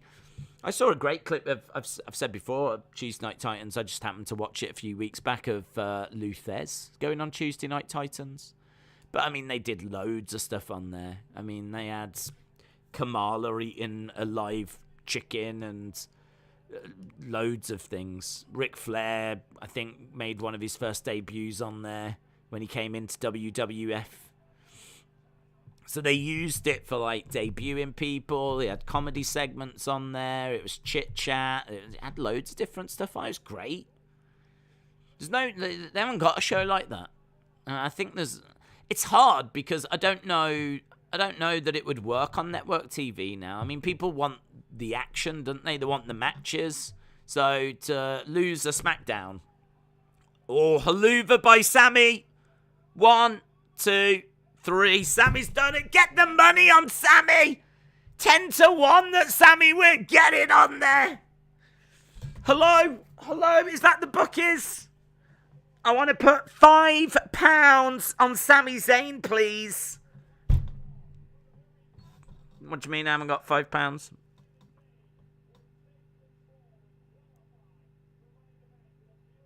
Well, there's no need to be like that. Thank you. Guys, I've just put £5 on Sami Zayn to win. Money in the bank. And hopefully, I know when Wrestle with Andy looked, it was 10-1. It might be 100-1 now. Let's say it is. So if he wins, I'm going to win £500. That's how it works. So I am excited. So right now, we started the day with 4 people in Money in the Bank. We are now, after that qualifying match, down to 3. We are down to 3. But we have got a tag match later where Drew and Sheamus could get re-added. Talking of New Day, we sort of was. Here they are. Not Big E, silly. He's injured. Although, did you see the video clip of him with his neck? He was like, don't worry about me. Woo! Better than ever. So, it looks like he is well on the road to recovery, which is great to see. It's a new day. Yes, it is. Larry said, if Sammy wins Money in the Bank, I will gain £5 that night. James said, no kidding, I'll pay you $500 if he wins. Listen, we've called it. We have flipping called it. We have seen this thing coming. We have seen this iceberg approaching. And we are not going to go crashing into it like the Titanic. We are going to chip a little bit off and make cocktails. That's what we're going to do. So, I'm feeling good. Sammy has qualified. He is going to try and win Money in the Bank. And it's what I would do. I would have Sammy win. Sammy Zayn. Sami Zayn. Nah. I hope he does it. It'd be such a good story. Sammy will accidentally beat Roman. How's he gonna accidentally? I don't know how does he accidentally beat Roman? Oh, I love you, Roman. Oh, ding, ding, ding. He's choked him out. What? I didn't just... Roman's passed out. Sami Zayn's the new champion. I didn't even cash it in. I just presumed you had. I thought you was choking him out. The bell rung. What? I was giving him a hug. He's my friend. Well, you've choked him out. He's passed out. You've just choked out the tribal chief. You are now the new undisputed WWE Universal Champion. I don't know how you do it. I don't know how you would accidentally do it. Even if you accidentally knocked him out the ring or something, you can't win by count out. It has to be pinfall or submission. Me as a Cornette guy, I hated Tuesday Night Titans, but each to their own. I love it. I thought it was great. I'm not a Jim Cornette guy. I'm my own guy. I think it's great for character development. I think actually being able to sit down and have some of the characters kind of just give a little bit more depth to their. I mean, that's just great. That's just great for wrestling. For them to be able to do that, because your promo time is going to be very, very limited. We saw the how great Raw Talk or Talking Smack. Look at those Miz interviews on Talking Smack, and Kevin Owens as well doing some fantastic stuff. There was some really great stuff that came out of those. Tuesday Night Titans had a load of silly stuff on it as well. I mean, no denying that, but I think there was some good stuff that came out of it as well. And I think if they were to bring it back, as I was saying, I think if they were to bring it back, it'd be hard, because I think it would need to be a third or a fourth show. I don't think you could replace. You could probably replace NXT. In all fairness, I think you could replace NXT. You could replace NXT on USA Network, and then maybe do something on a Tuesday Night Titans. But you couldn't replace a Raw or a SmackDown. But that could be really good. I suppose in a way they've got the bump, which is kind of a sit-down chit-chat thing. But it's not the same, is it? I'd be down for seeing that. I think it would be fun to kind of offer something a bit different, rather than just, matches and promos and whatnot.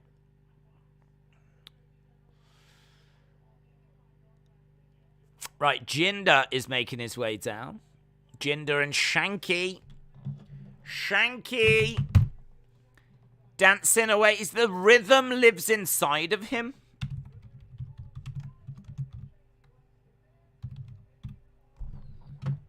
There he is, just dancing in the background. And every time Jinder turns around, Shanky stops. Imagine Sammy wins Money in the Bank. Love it. Roman wins at SummerSlam and then expects Sammy to come out and lay down. Roman in the corner, and then Sammy hits a haluva kick and wins, says Evan. That could be fun. Sammy comes down to the ring. The Tribal Chief says, Sammy, do the right thing. Sammy comes down. I feel like, though, Sammy needs to be abused. I wouldn't do it at SummerSlam. I feel like Sammy needs to be abused, and when he comes down, he needs to have that briefcase, and you need the crowd saying, no, Sammy, don't do it. You need the crowd to sort of be with Sammy. You can see that Sammy's being mistreated and he's being abused, and now he's going to come down and throw away the one big opportunity that he's got, and he's coming down to the ring. I can just see him walking down with his head down, kind of looking out at the crowds, dejected. And then he comes down, and Roman's got his hand on his shoulder, and he's like, it's time. It's time for you to do the right thing. It's time for you to acknowledge your Tribal Chief.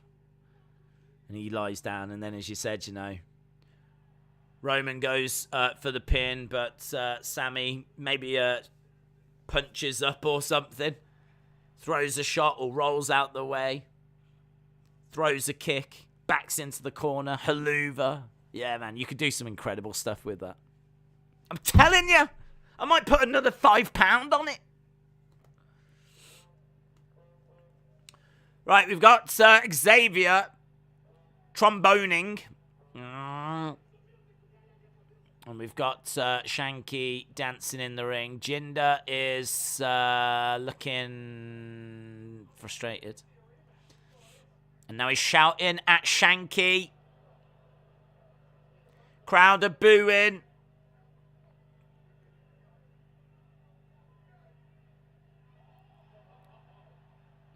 Jinder is pushed into the corner by Shanky. It looks like... That's it. That's it. Looks like they're splitting up.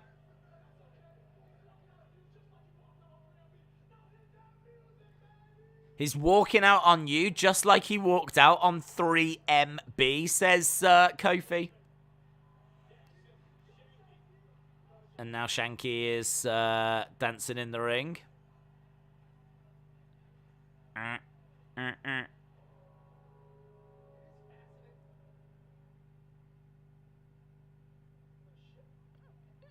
That sounded like the start of the Viking Raiders music.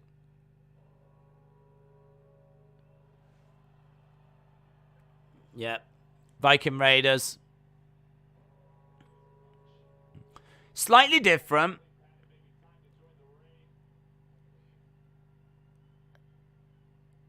So instead you've got like the horn going... And then you've got like an image of him on the Titantron.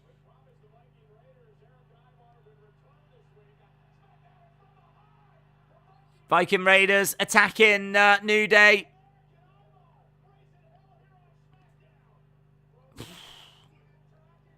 Throwing in some big knee strikes. Look at them back elbows, man. Viking Raiders return.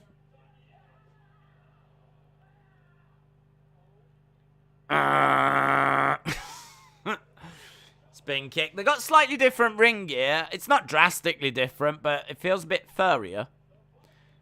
And I can't remember if they had that face paint before, but Viking Raiders are here, and they're beating up the New Day.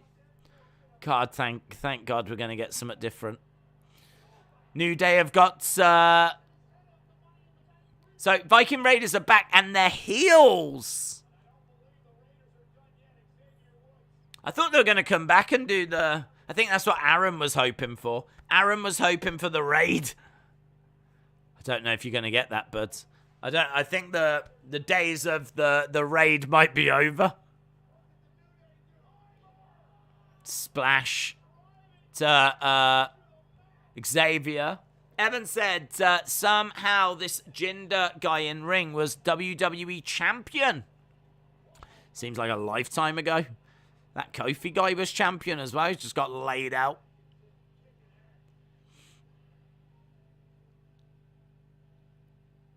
Right, we're backstage with Adam Pearce. Here's Sonya.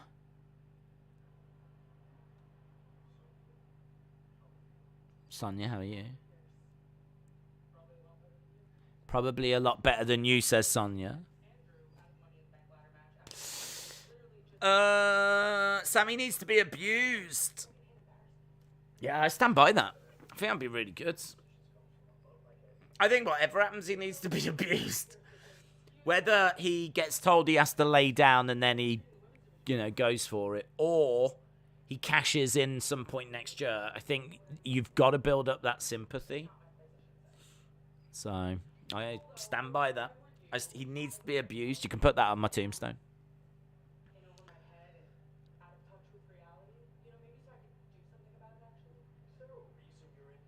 Is there a reason why you're in here?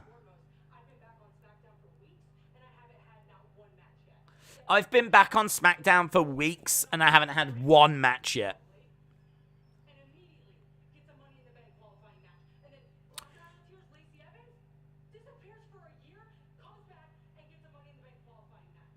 Sonya wants a qualifying match.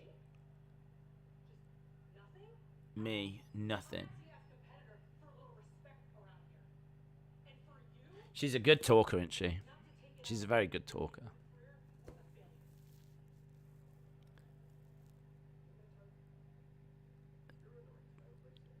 You're in with Lacey Evans.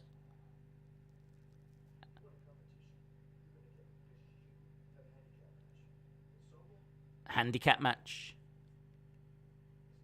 That match is next. So, it's going to be Raquel and it's going to be Lacey in a handicap match against Sonya Deville. Eric said, how many figures are too many figures? I don't know, I must admit, that's a question I've been asking myself. How many figures are too many figures? I don't know. I feel like, I really genuinely feel like you don't need loads of figures. You don't need loads. Like, I do look at these big, massive collections that people have, and I do think, man, they are cool. They are cool. But I've said so many times, I mean, like, I do not feel any more different with all the figures I've got compared to when I only had a few. I think as long as you get the figures that you really want, the ones that really matter, the ones that genuinely speak to you for whatever reason, I mean, and that might turn out to be all of them. Do you know what I mean? Like, once you start, it must be, it might be difficult to not go and get them all.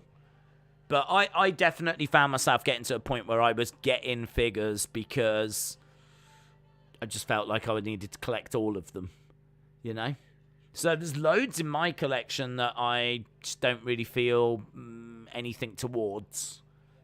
I can see a Ryback for starters. I got a Ryback right there. That can do one. Jack Swagger from like a battle pack, which I just don't have any feeling towards. I can see an Apollo Crews that I've never really cared about. I can see Ty Dillinger, which I probably really liked at the time, but I'm just not bothered by it now. I can see like Gentleman Jack Gallagher. I'm not really bothered about that. Like, there's just, you know what I mean? There's ones that you just not bothered by. But then I can see Bruno Sammartino. I can see the British Bulldog. I can see Macho Man from WrestleMania 3. I can see Undertaker. I can see ones that I really, really like. So, how many figures are too many figures is a really interesting question. It's a really interesting question. And it's one that I've been asking myself because I actually did a toy hunt the other day and I saw some really great figures.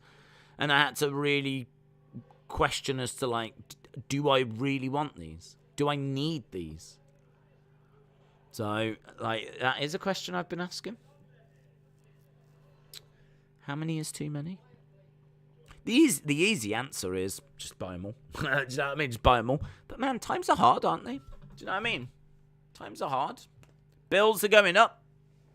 It's, gone are the days where you can get elite figures for $17.99. Used to be able to get them for $17.99 for an elite figure. I went into Smith's, they're $24.99 now. Couldn't believe it. In all fairness, I think that's how much they are, like, brand new, and then I think they do drop, but they used to be $17.99 brand new. And then they went to 18, and then they went to 19, and now they're at $24.99. That is crazy. That's like £7 more than they were. I mean, in all fairness, I am going back about 6 years, but you know what I mean? I'm just saying. It's crazy because I looked and I was like, if I get these two figures, that's £50. That's £50 for two figures. £50. If I bought four figures, that's £100. If you can afford that, then I'm honestly, more power to you.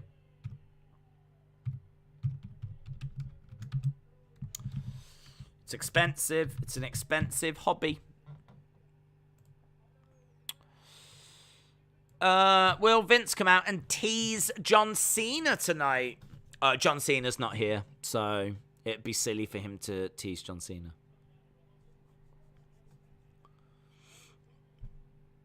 What, like, say, you're fat?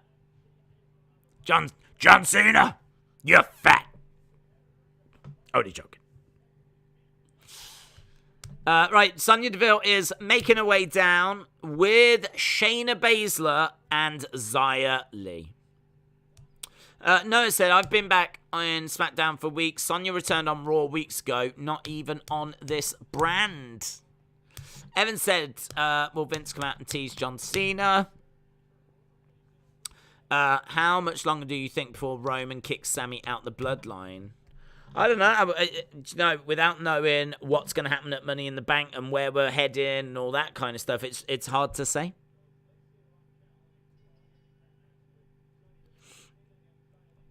So, I don't know. Mr. McMahon will be the main events. I didn't watch wrestling from 2001 to 2017. I've got 16 years of figures to catch up on. Well, pace yourself. It's a marathon, not a sprint. And there's no shame in being selective.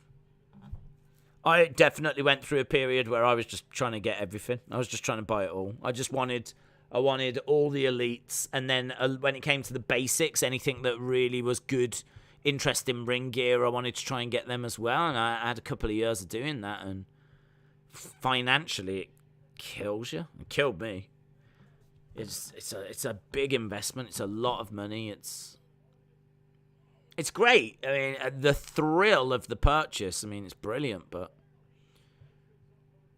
I just don't, for me, it's not sustainable. So, yeah, something that I've been thinking about, but still absolutely love the figures. And the irony is as well, if you haven't bought any wrestling figures, I've no need to lie to you, right? The figures they are making now are better than ever. The True Effects face scanning and the Ultimate Edition line is it's the best things they've ever done. So if you haven't got an Edge figure, then I would say like one of the recent Edges, or I think he had an Ultimate Edition, like they will be amongst the best. And they've only come out in the past few years. I mean, the technology they had in 2010 was obviously, drastically inferior to where we are now. So, I mean, there are some great older figures, don't get me wrong, but even those great older figures, I feel like if they remade them now, they'd be even better. And they've started to do that, actually. They've started to go back and remake some of them older figures, so... Yeah, I really wouldn't worry too much about things that you've missed out on, unless they're ones that won't get made again. Because if they do remake anyone, I think they'll be better figures. KD Dillard said, "Do you think Theory should beat Cena?" Yes, definitely. Definitely. Either beat him or just fall short. Like it should be so close. It needs to be a classic match, one that everyone's talking about. Absolutely brilliant. And if Cena just gets it over the line, then so be it. But I'd be really tempted to have Theory go over Cena. Woman's right. Sonya Deville goes down. 1, 2, 3, and it's done. Sonya Deville loses. Lacey Evans and Raquel getting the victory. Shayna Baszler jumping in. Xia Li gets slammed down. Where are we time-wise? We've got about 6 minutes to go. Sonya Deville jumping on the back of Raquel Rodriguez. Xia Li jumping on the front. She gets slammed down. She gets slammed over. Clothesline by Lacey. Come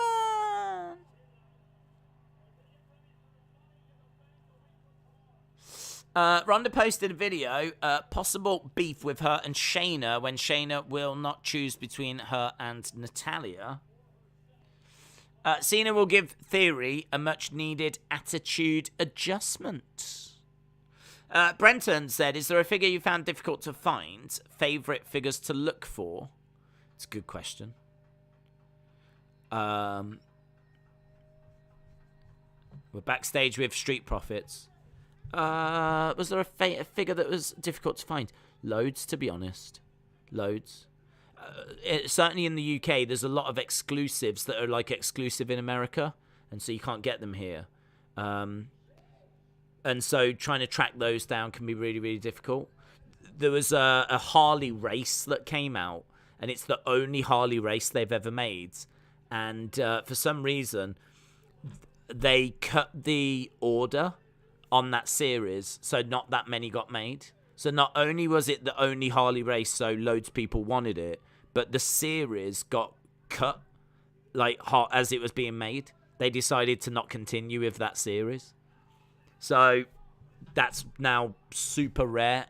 In fact, if you go onto like eBay and look, I don't know how much it goes for these days, but Harley Race Mattel figure should be going for quite a bit.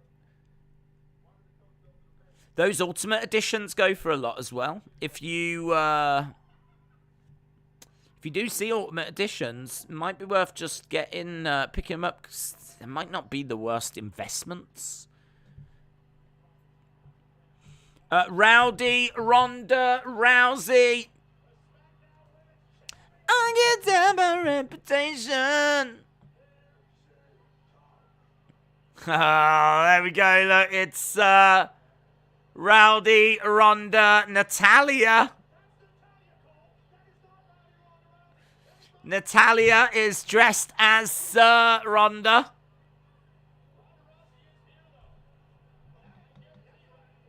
Natalia, she looks good, actually. She looks just like her. She's got the makeup just like her. The hair's scraped back. The leather jacket, the little kilt. She looks good. She looks just like her.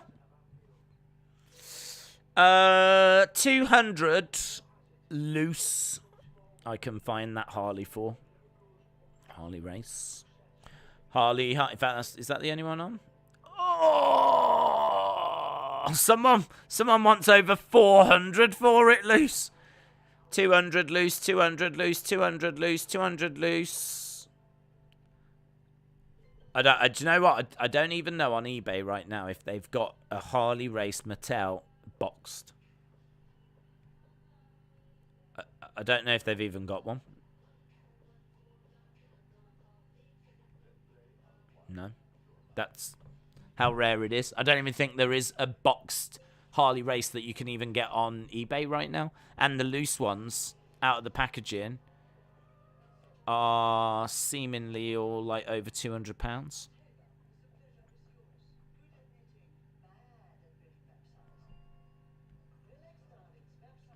Crazy. They've also said they don't know if they're going to make another one. Don't know why they can't make another one. I'll tell you what they're not making. Chief J Strongbow. They made a Chief J Strongbow, but there's a lot of, the whole Indian stereotype thing with the headdresses and whatever. Like Blackpool here in the UK, they've got lights which they put up every like September time. I think August, September. And they've got some that are like Native Americans, and they're changing them. And I think that isn't there a lot of pressure on, like, is it the Indiana Braves or something? Is it them? I might have just made that team up, but I know the Braves have got like a controversial logo that they're trying to change. Cut a long story short, Mattel made a Chief J Strongbow, who is, a guy with a big headdress and tomahawk. And I think there was complaints, and so they only a couple made it out into the wild. So I'm just gonna have a quick look at that, see if that's on eBay. I don't know if any of them have made it to eBay. I think they did at one point. There's one here. There is one on eBay right now. WWE Mattel Elite Chief J Strongbow cancelled figure. 4 days left to bid. 33 bids, so people have bidded. This isn't just an asking price. People have bidded. $610. $610 for Chief J Strongbow. And that's a new figure as well. That's not an old figure. It's not like it's been around forever. That's a new figure. Madness.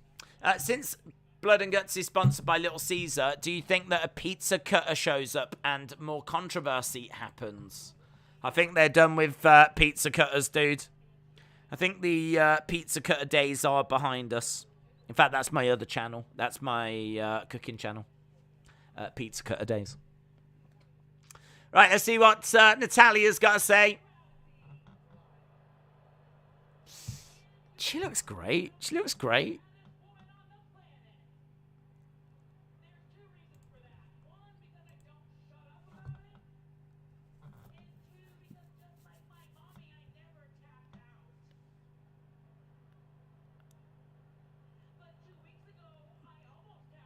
Two weeks ago, I almost tapped out. So we're building towards Ronda and Natalya. I think they're doing really good work on social media. There's been a lot of people talking, wondering if they're shooting on each other. I don't think they are, to be honest. I think that they probably have put their heads together and said, look, what can we do to get people talking? And so they've, you know, just gone for come up with a few things.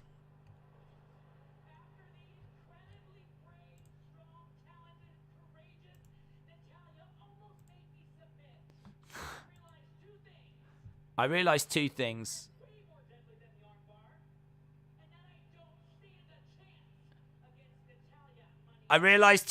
One of them is that I don't stand a chance against Natalya. I might as well get down and tap out right now. I'm sorry to all my fans.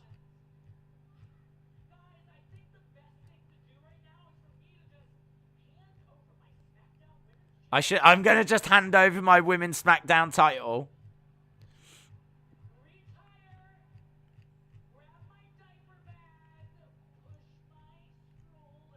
Push my stroller.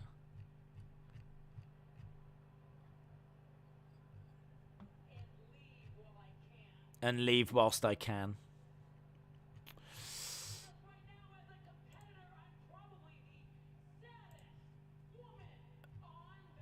Right now, as a competitor, I'm probably the saddest woman on the planet.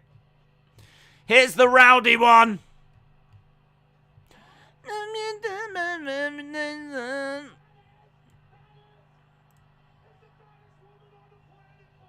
There's Ronda. Natty.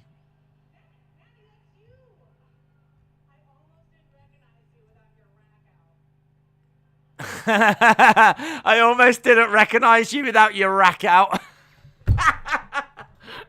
It's good to get political. We're talking. I didn't expect us to talk about Iraq. Shout out to Iraq.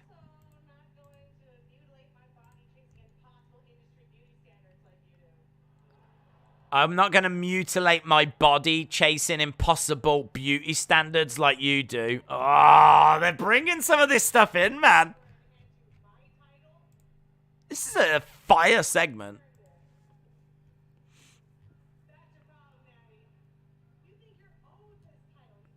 You think you're owed this title? God, this is the best promo Ronda's ever done. It's not amazing, but it's just not putting me to sleep.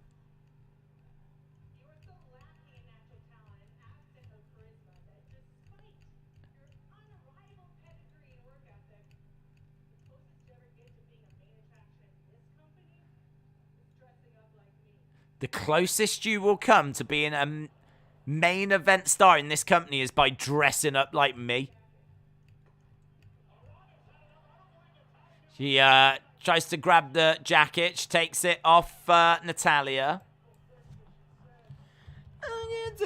Reputation. Where's that? Oh, it's the stroller. I thought it was a chair.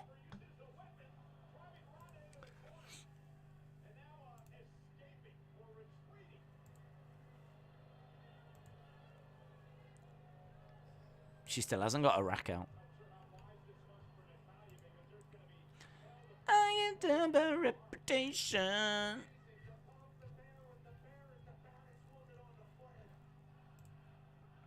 That's a good little segment, that is. That's a good little segment. Ladies and gentlemen, please welcome my guests,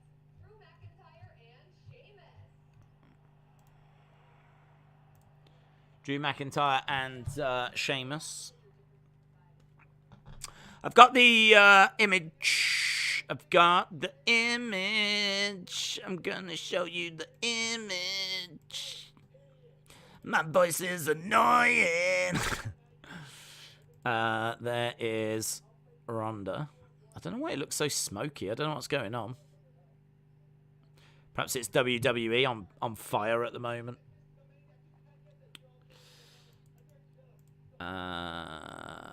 Where's the other one? I get done by my reputation. Oh, there. There it is. Found it.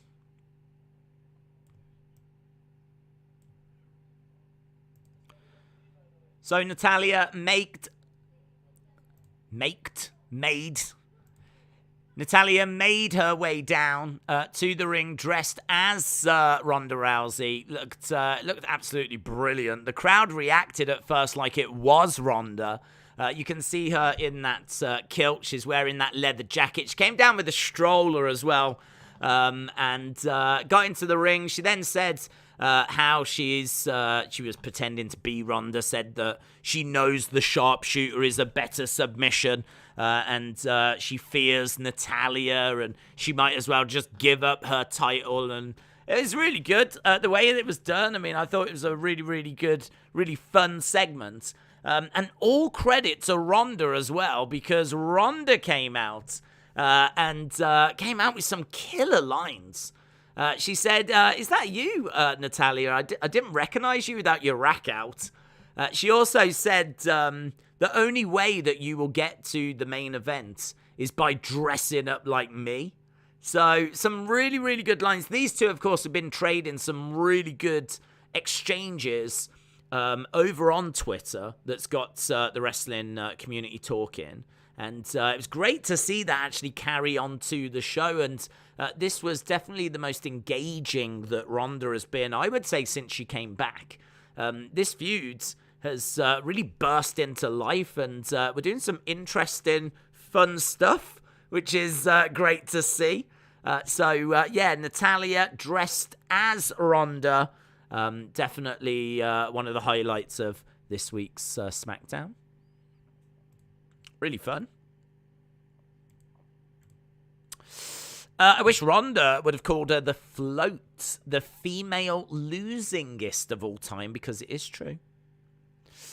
Days with WWE have teased a Intercontinental match in Canada with Ricochet as champion. Do you think he'll get the title back? No. I don't expect him to get the title back. I wouldn't. In all fairness, I don't know when they planned that thing in Canada. They might have had it planned when Ricochet was champion. So, it's hard to know when did these messages go out and whatever, They obviously can't do stuff in Canada and talk about Gunther if Ricochet was still champion at the time. So, yeah, it might not mean anything.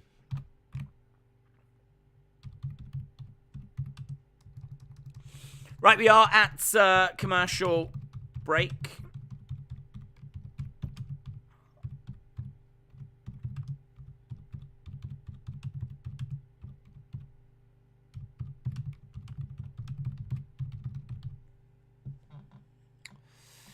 I get down by my reputation. Right, I want to jump into the chat. Oh, we need to do halftime scores. Everybody, it's the halftime scores. Are you happy? It's the halftime scores. I really want to know your halftime scores. Are you happy? It's the halftime scores. I need a better song, the halftime scores. Why don't you let it show? The halftime scores. Everybody, it's the halftime scores. Get in your thoughts, guys. Don't keep them to yourselves. Don't you dare. Don't you dare keep your thoughts to yourself. Get it in the chat. What are you thinking? Are you enjoying the show? Are you happy? Are you sad? Best Ronda promo I've seen so far. 9.7. 6 racks out of 10. 7.5. Do you think iRack is like an online rack? It's a rack made by Apple. Crazy thing is, Natty's eyeliner was on point, and I would love if Natty took her rack out. We all would, says Brenton. R.I.P. Natty's rack. R.I.P. You will be missed. You will be missed. Fire in your scores. We're seeing a bit of a mixed bag this evening. A little bit of a mixed bag. Some people loving, some people hating, some people not sure what they're rating. It's a bit of a weird, I will admit, it's a bit of a strange show. It's one that's definitely got some highs and lows. But what we've got right now is a massive high, a legal high. One of those highs that you don't need to worry about the police pulling you over for, because it is Gunther.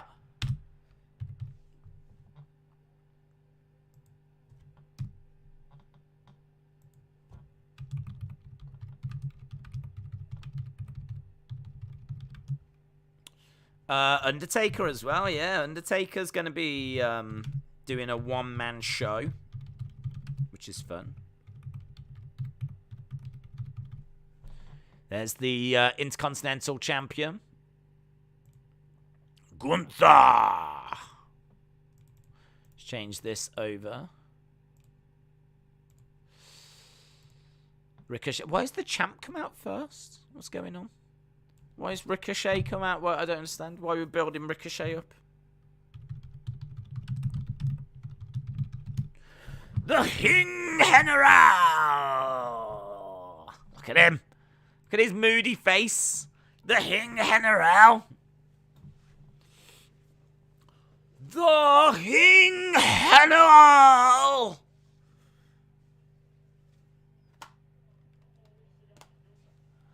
Gunther. He looks great, doesn't he? He is in great shape. Gunther taking the IC title off. Giving it to Jessica Carr. Look at the little smile on her face. Did you see the smile on her face? Living her best life, weren't she? Ding, ding, ding. Dizzle Dog. Been lurking a lot lately, says Dizzle Dog. Have you, mate? What, just in general? Just in bushes and women's locker rooms. Good to hear it. But I appreciate the commentary. Halftime score improv song is a banger. I know, man. I used to have a good song, actually. Well, I say good. It was passable. It rhymed. It worked. And then I don't know, we went a few weeks without being, I don't know, just various things came up. We were still doing them, but I just wasn't singing the song. And now it's gone out my head. It's completely gone. It's not there anymore. What I'll need to do is go back and watch an old stream from earlier this year, maybe. Re-watch the halftime score song and re-educate myself. That's a lot of work, isn't it? Do you know what I mean? That's a lot of work. But one day I aspire to put that level of work in, to be honest. But not whilst Gunther's wrestling. But I hope you well, Dizzle Dog. Half boss. Oh, man, he is. Look. Oh, my God. Just tap, mate. Just tap. Ricochet, just tap. Tap, Ricochet. Tap, tap, tap, tap, tap, tap, tap, tap. Make him humble. Make him humble. Make it. Oh, God, make it stop. Look, he's got his leg going this way. He's got his head going over here. It's all over him. Ricochet gets over to the ropes. Gunther breaks.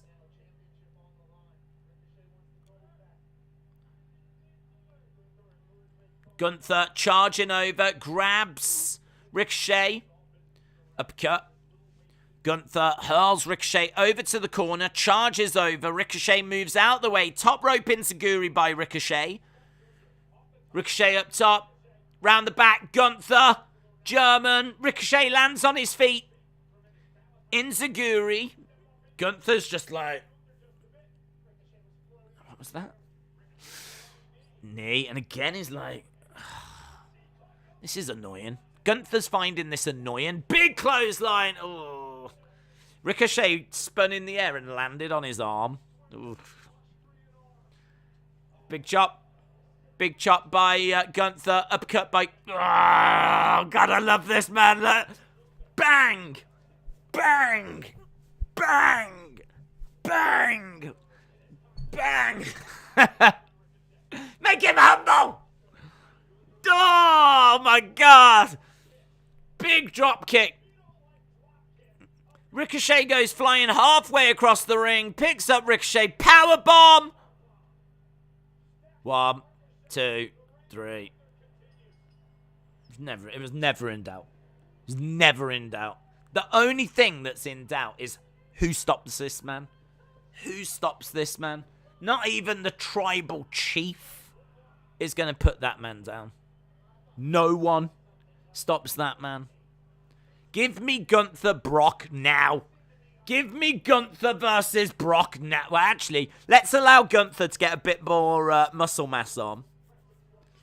What Gunther needs to do is he needs to meet up with Brock, and Brock just needs to give him a few pointers. If Gunther can start getting some serious size, some Brock size, which just might not be possible. He might not have those kinds of genetics, but whatever we can do to get as much muscle on him, give him all the steroids. Camera was zooming in on Ricochet. Give him all of the steroids. Whatever you shove in horses, stick it in him. Paul Heyman is here. Big E should be built up to dethrone Gunther, says James. I'd love to see that match. I'm down. Big E against Gunther would be fire.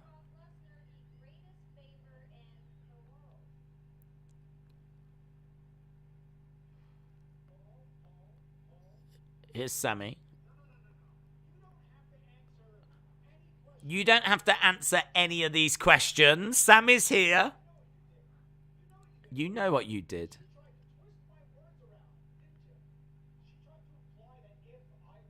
She tried to imply that if I won Money in the Bank, I would cash it in. Wise man. The honorary use. Never cash in on Roman Reigns. He said he will never.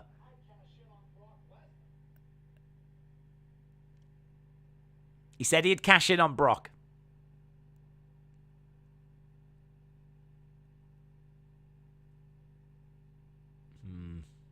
Didn't go well. I think Heyman loves Sammy.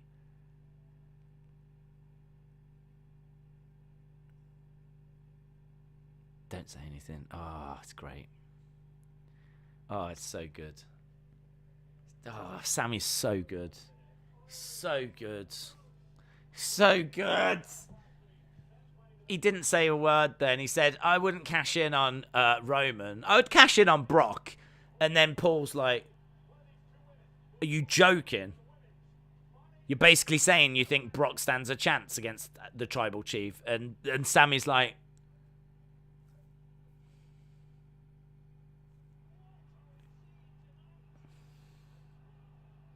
and they just kept doing that, and they just... Oh, I love it. If you can get to the point where you can get emotion and you can draw reaction by not even needing to talk, you know that you are very, very good at what you do. Very powerful. And Sammy got to that point then. And so did Heyman. You knew what was going on, and just for a few moments they were able to just, see how close Heyman was as well. It was like here. And you got Sammy that's like, oh, it's really, really good. It was really, really good. Hello, is that the bookies? I want to put another £5 on, please.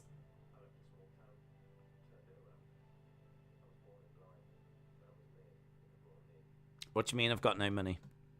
You said that last time. I'd like to speak to the manager. Well, I don't believe you're the manager. Okay. Thank you. Yeah. Don't call the police, thanks. I put another £5 on. Sami Zayn. Basically at this point I'm all in. I'm all in. I'm just like those crazy kids that left New Japan. I'm all in. Yeah. All in on Sami Zayn. Someone will cash in Money in the Bank for Sammy. Roman will be laughing in the ring. Sammy pushed into Roman. 1, 2, 3. Someone cashes. I don't think you can do that. I don't think someone can cash in on behalf of you. So someone that's not the Money in the Bank holder says to the referee he wants to cash in. Would the ref accept that? Would he? I don't know that he would. Maybe if he wasn't doing his job very well. Maybe if it was Vince McMahon and he was distracted with a paralegal. Just saying. Volta fought Money in the Bank since they never put the IC title, on pay-per-view. Pay-per-view. Pay-per-view. Big fan of pay-per-view. Aaliyah is injured. No!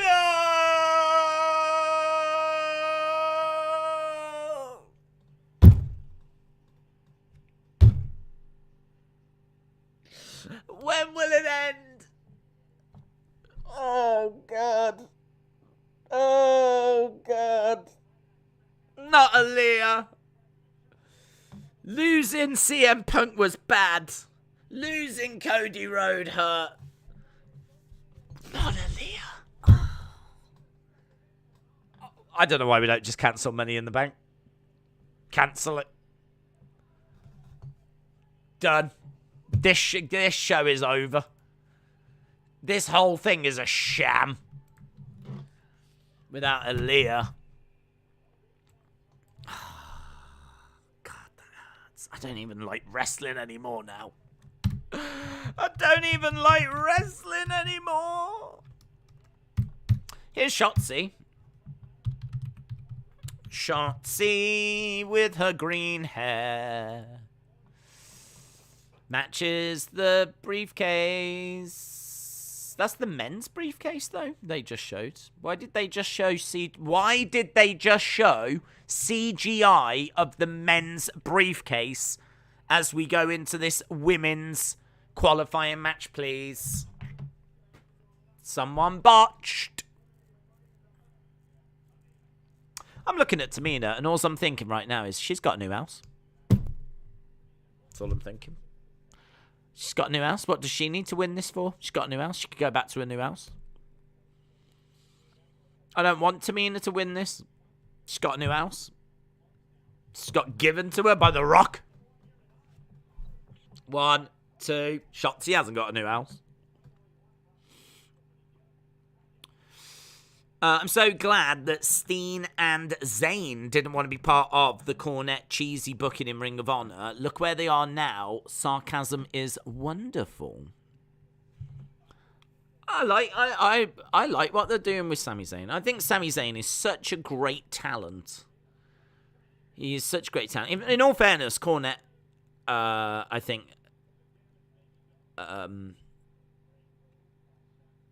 appreciates Steen and Sami Zayn, but I think he just gave some tips to Steen, didn't he? Like, clean yourself up, lose some weight, get yourself in shape type information. And I don't think Steen really wanted to do that. So yeah, but I think inside he appreciates them as workers. But Man, I love Sammy. I hope he wins Money in the Bank. Apparently, Aaliyah was pulled from the show last minute. I wish someone would give me a house, says David. Here we go, Tamina. 1, 2. Oof, jeez. Shotzi gets her foot on the rope, but it kind of bounces off it, but it's there long enough for the referee to break the pin. It's not a botch, but close. Close shots. Look good, though. Looked like she really only just managed to kind of get out of that.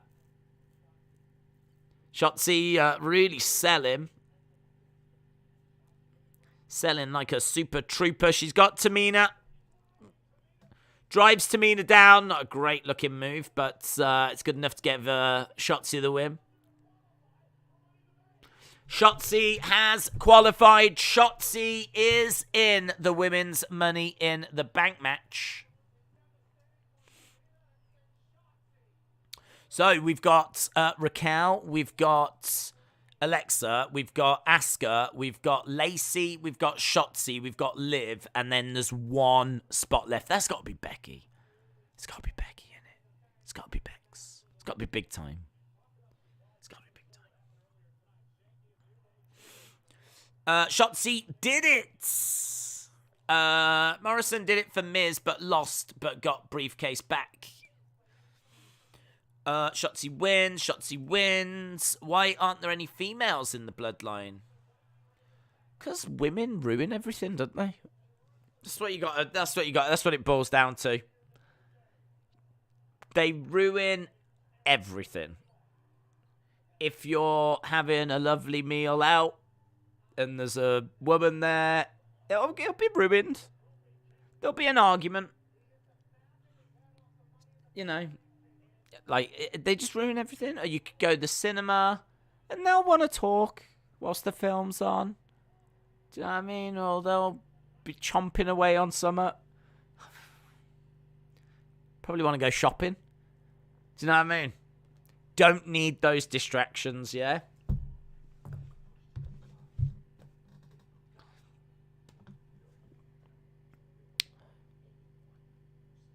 Oh, we got Viking Raiders backstage.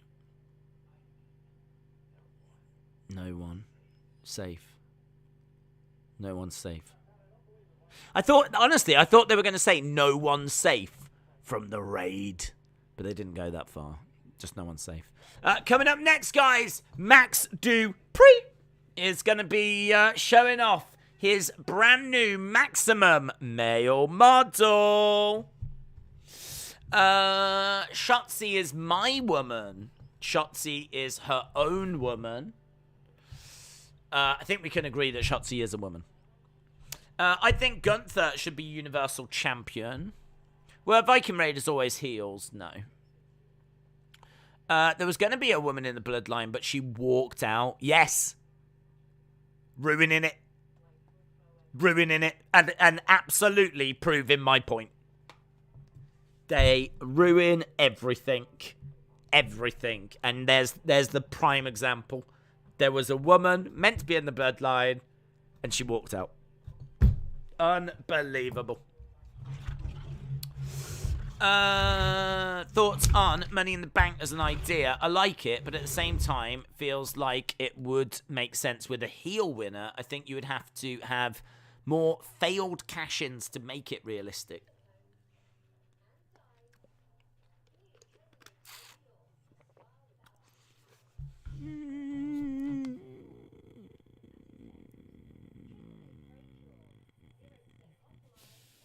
I mean, I like Money in the Bank. I like it. I like the cash-ins. I think they're exciting. I suppose it is a little bit, like, strange. I mean, it's not how I would have Cody win his first title, for example. Yeah, Cody desperate to become champion. The Rhodes have never achieved that. There's something to be said for, like, well, Cody does cash in and get the first one just to get the first one done and out the way. And, you know, he'll worry about winning the second one. The story could be that he did win the first one, but he won it by cash-in. You know, he still never really earned it. Still never, like, had a one-on-one match where the other person was expecting it. So I suppose you could always still, even if Cody was to win it that way, build it into a story. But it's just not the story I would go for personally. I would try to, you know, for Cody to try to win it properly. Because it is true, like a cash in. It's not that it's not proper, but I always feel like I agree. It's a weird way for a face to win it. But it's not a problem to the point where I'm like, oh, it's not realistic, it's fake, it's a load of rubbish type thing. Because I think, you know, if you're the champion, you make more money. And I think that, you know, this is something the company offers. The company offers everyone the chance to win this prize. And the prize is you can cash in anytime, anywhere. Now, even if you're a face, there's nothing wrong with wanting that prize. And, you know, we've seen some faces like, I think, wasn't it John Cena? No, who was it? Someone, yeah, it was Rob Van Dam against John Cena. Rob Van Dam cashed it in and said, you know, I want you at ECW One Night Stand, which was great. Great. I mean, that's a face thing to do. To, you know, actually tell them in advance. So we've seen some people doing it that way. But we've seen other faces just coming down and cashing in, and I do agree it is a little bit like strange. It is a bit of a weird way to do it for faces, but I don't think it's anything that's a problem. I think the excitement of it is greater than the fact that it's a weird way for a face to actually get the title.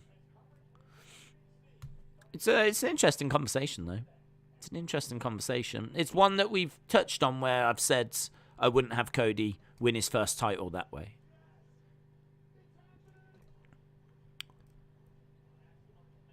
Right, here we go. Maximum male models. No, it's not good enough. There's a bit of music. Are you actually a WWE official?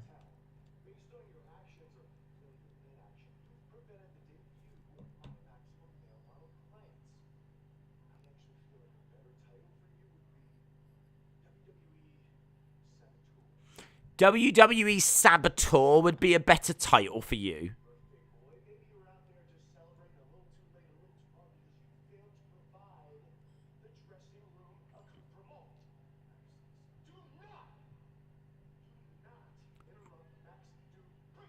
Do not interrupt Max Dupree.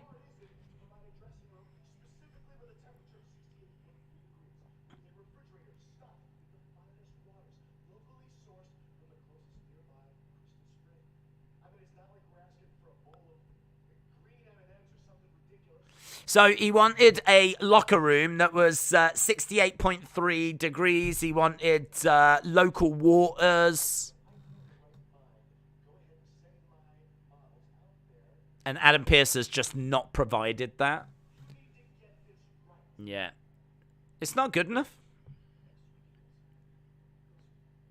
Adam Pearce says next week it will be. Next week.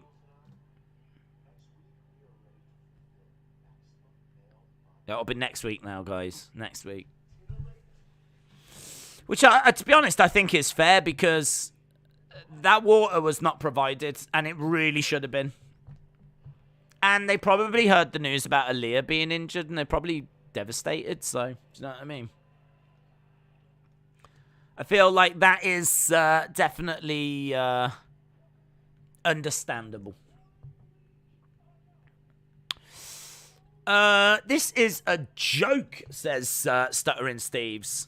Listen, Stuttering Steves, you need to understand the importance of locally sourced fresh spring water and the importance that plays in the modeling world. If you are a top premium model, you can't be expected to perform on SmackDown.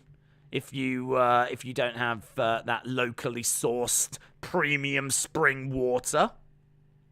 Kind of dog and pony show are you trying to run?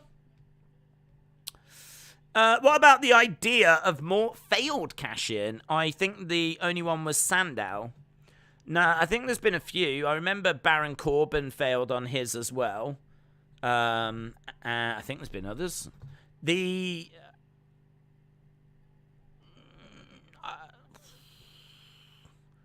I mean, I feel like you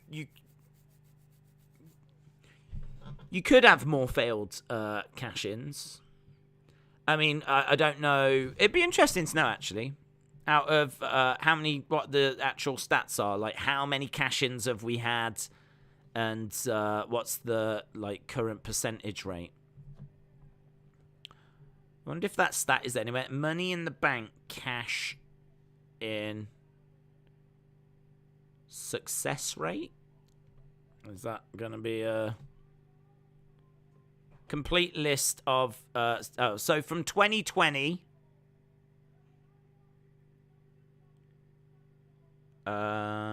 23 contracts are being handed out, 19 cash-ins. Edge, Rob Van Dam. I don't want that. I want the fails. I want the fails, baby. Give me the fails. Oh,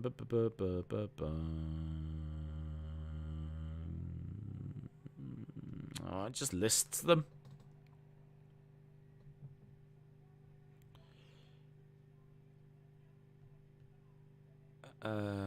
Passion, that's Ronda, win the women's champion.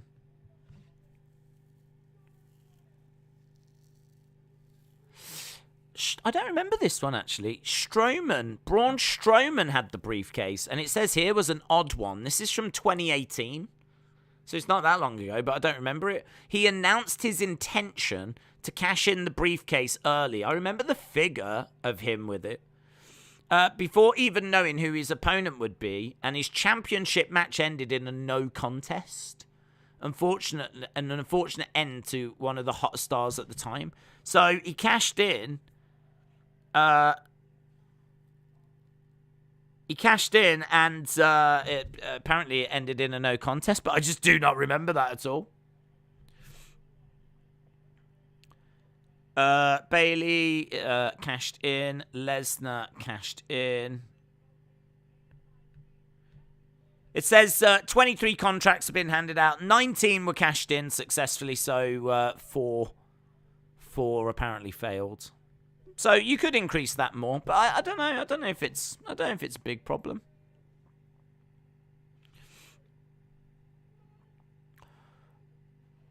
Right. It's going to be main event. We've got just over 20 minutes to go. Sheamus and Drew going to be taking on. They've got to work together to take on the Usos. Usos, if they win, will eliminate Sheamus and Drew from Money in the Bank. If Sheamus and Drew win, they will be back in Money in the Bank.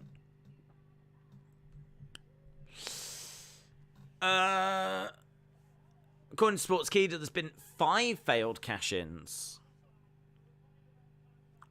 Well, that article's from 2020. Last year, who had it last year? Who won it last year? Last year was... Who won it last year?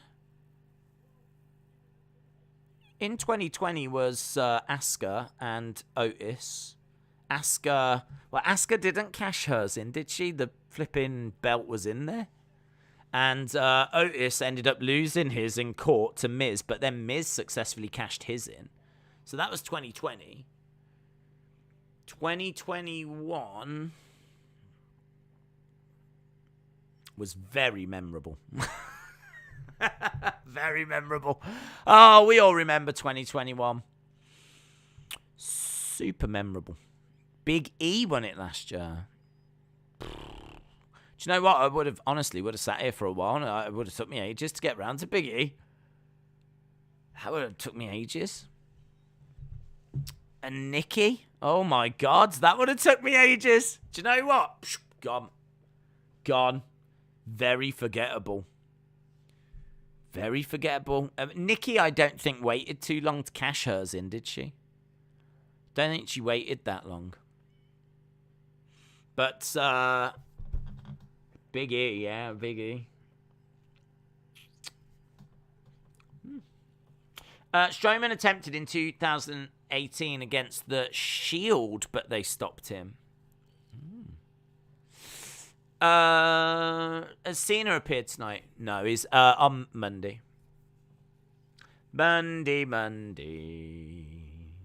I never wanted the Usos to lose more than now, says Larry.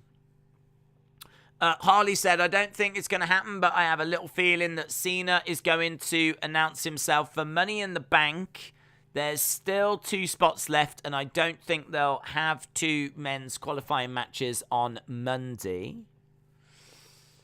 Are you doing UFC Money in the Bank? We have got both streams going on. UFC on this channel. Money in the Bank over on the Wrestling Escape Pod channel. So if you want to watch the wrestling, then Wrestling Escape Pods channel. Watch along there. If you want to watch UFC, UFC is on this channel. So both shows are being supported. These are the problems and the dramas with WWE moving their shows from Sunday to Saturday. So it does mean we've got 2 massive shows. I mean, Money in the Bank, it's not even just going up against the normal UFC show. It's one of the biggest pay-per-views of the year. It's one of the biggest UFC shows of the year. So, sucks, baby. But at least we found a way. So, Wrestle with Andy, shout out to you, says, would you like to see a big gimmick match created? Seems like Money in the Bank Elimination Chamber are the most recent. Well, yeah, I don't mind, but it'd need to be something good. I mean, there must be an idea out there that's as exciting as Money in the Bank or Royal Rumble. I did a video quite ages ago now that had about 5 different ideas in for a new match type, which I kind of liked. There's a couple of things that you could do. I mean, it depends how gimmicky you want to go, you know. But one of the ideas I had was to actually take the ring away, and then you've got the barricades and you've got the mats on the floor, right? So you've got this big open space. So you don't need any, like, you know, the layout's exactly the same. There's nothing any different. It's not like you need 2 rings or 4 rings or a cage or anything. But literally just the normal ringside area, but just take the ring away. And then, like, just put a load of weapons and whatever. And then have, like, send down, like, 40-odd men. And just have them, like, fighting in that space.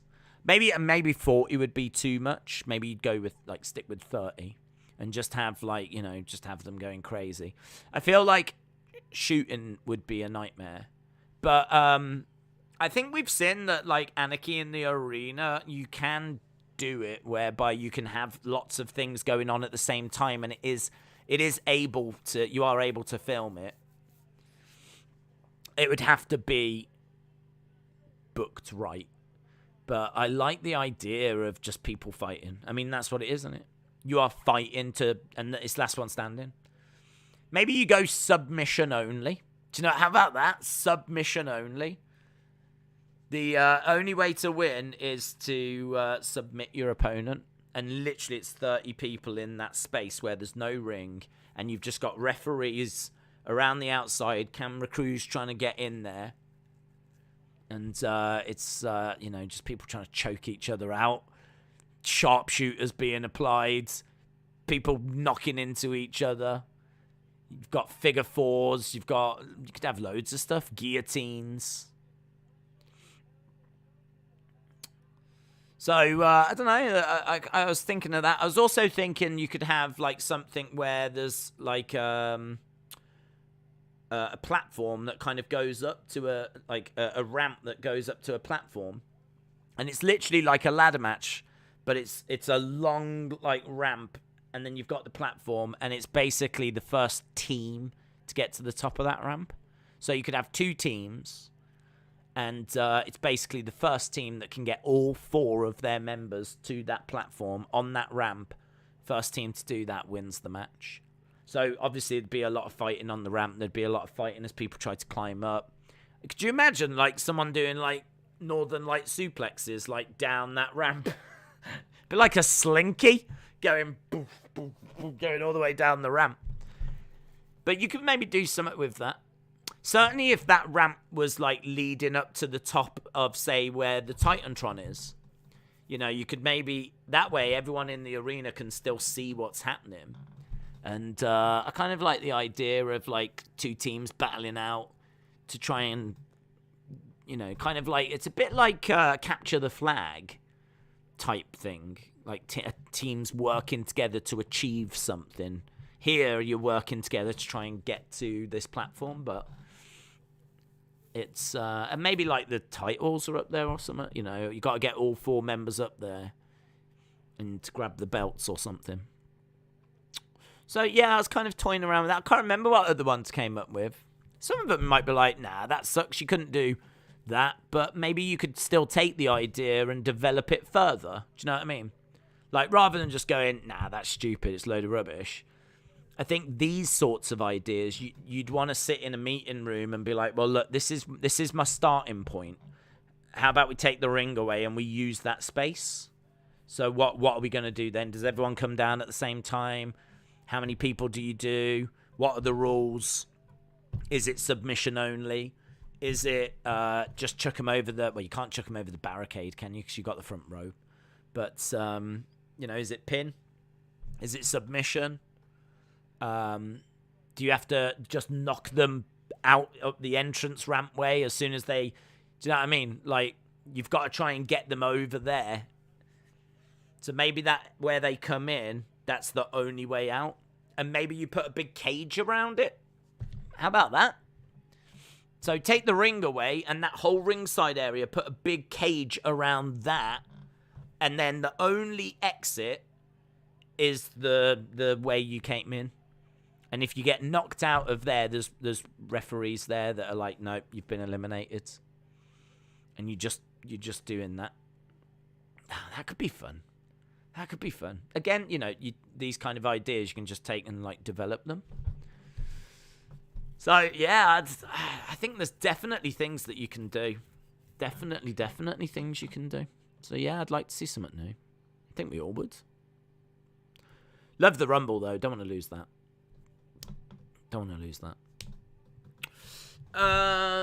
Typical Summers. Shout out to you, dudes. Money in the Bank ladder matches should go back on at Mania and get rid of their own pay-per-view. What's the worst gimmick match that entertains you for being so bad? Worst gimmick match that entertained me for being so bad. Do you remember that? Well, I can only name the first one that comes to mind, and that's when Abdullah the Butcher got electrocuted. Do you remember that when they were inside the cage in WCW did some... What was that one as well? I'm rubbish with remembering the names of some of these. Certainly the WCW ones, because I was never a WCW viewer. So, you know, they're not things that I grew up watching. They're things that I've seen, like, as I've kind of discovered more about WCW. Because I never watched it. I was always WWF. That was my only focus. Never was interested in WCW. The whole Goldberg stuff, the whole NWO stuff. I mean, I knew of NWO, and I heard of Goldberg, and I was aware, obviously, of Sting and, what was happening, but I never watched it. But do you remember that, the one where Abdullah the Butcher got electrocuted? Right? It was just stupid.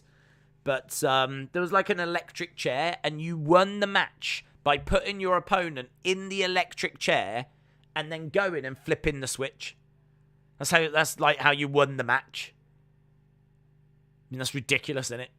It's ridiculous. It's like one of the worst. It's so bad and it's so cringy that, I mean, like, all you can. And because I didn't watch it as a kid, maybe if I was a kid, I would have been like, oh my God, is he really maybe I would have bought it and be like, oh my God, is he really electrocuting him?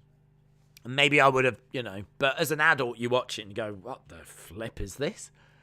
But, seeing some of the talents that were in the ring for that match were like, what? But do you remember that one as well that had Hogan in that cage, and it was a big structure and it had levels? It had like levels? It was like a house. That was crazy. WCW cage. I'm gonna Google and see if I can find a picture.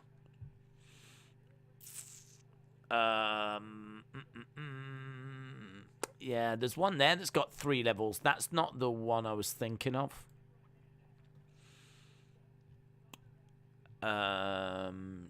Chicken wire match, steel cage match. Blue cage war games, the three cage steel cage match. Sort 3 cages stacked on top of each other. That's more the one I was thinking of. The dome steel cage. Yeah, war games. Halloween Havoc's Chamber of Horrors. That was it. Chamber of Horrors. That was the one with the electric chair.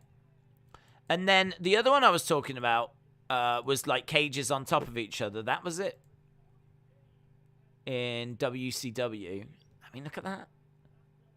It's a really low quality picture. But you've got the ring with a cage. Above it is another cage. But it's got like... It's really weird. Like that top cage, I think, was quite open. This middle one wasn't. It had like a bit of a wall in there and a bit of a doorway. Don't know why. But you kind of went in. I think you entered at the top and you... I think it was... If my memory serves me right, it's Hogan enters at the top and works his way down. I think... Is he taking on members of the Dungeon of Doom? And he works... And he has to beat them, like, and work his way, like, through them all. So, he's beating up, like, I don't know, the Shark, Kamala, Zodiac, whoever. Making his way down as he kind of goes down, Kevin Sullivan, and I think it ends in the ring at the bottom. It's mental, innit? It's mental. And it looked rubbish as well.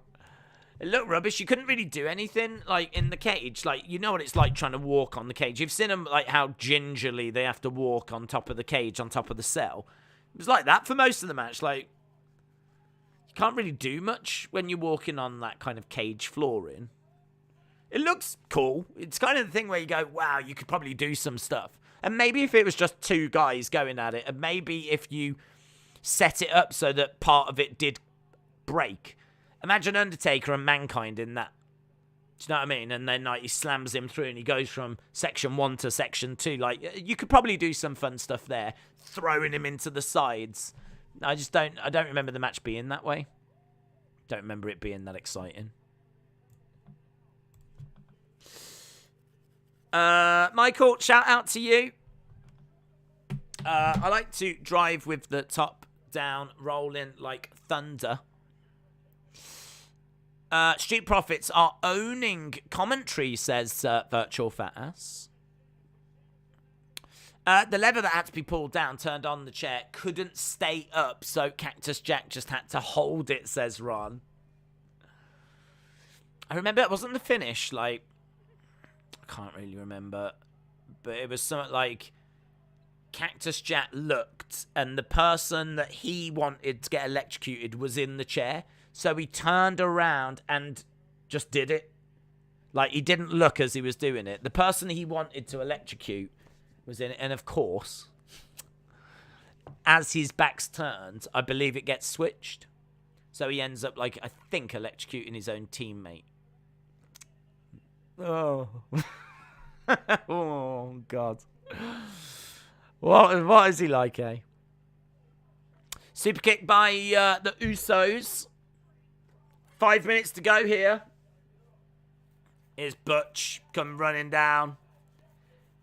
Here's Ridge. Harlem Ridge is grabbing Butch, trying to get him away. Butch trying to get back over to the ring. Sammy! Oh. Sammy was trying to interfere, but Dawkins stops him. Montez is looking big, actually. Montez looks like he's putting on more size. McIntyre comes crashing down onto... it's not very kind, is it? It's come crashing down on the Street Profits as well. Crazy Cheech, shout out to you. Who do you think wins out of Jake and Tommy? Well, I feel like it should be Tommy. You know, he's learning boxing. He's a professional boxer. He's improving. I think Jake's very confident in his own abilities, and he's surrounded with really good trainers. So I think people just believe that, you know, he should be good enough. But I think he's got the knockout power. I think Tommy's going to have to be careful of that. But actual boxing ability, I mean, it should be Tommy. Tyson has said he's going to put 100,000 on Tommy. He says Tommy can't lose because if he does lose, well, there was no way he was ever going to get to a title. So, you know, he just gets that message now that you're not meant to be a boxer. But I said when that fight was first made that I thought Tommy would win. I'm just going to stick with it. Now the fight's been made and we're building towards it, I'm not going to change my opinion. Drew and Sheamus won. Surprise. I'm shocked. I am shocked.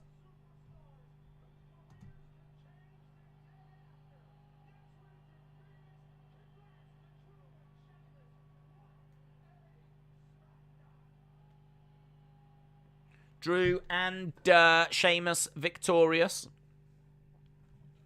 Hate to say it, but Tommy is going to lose.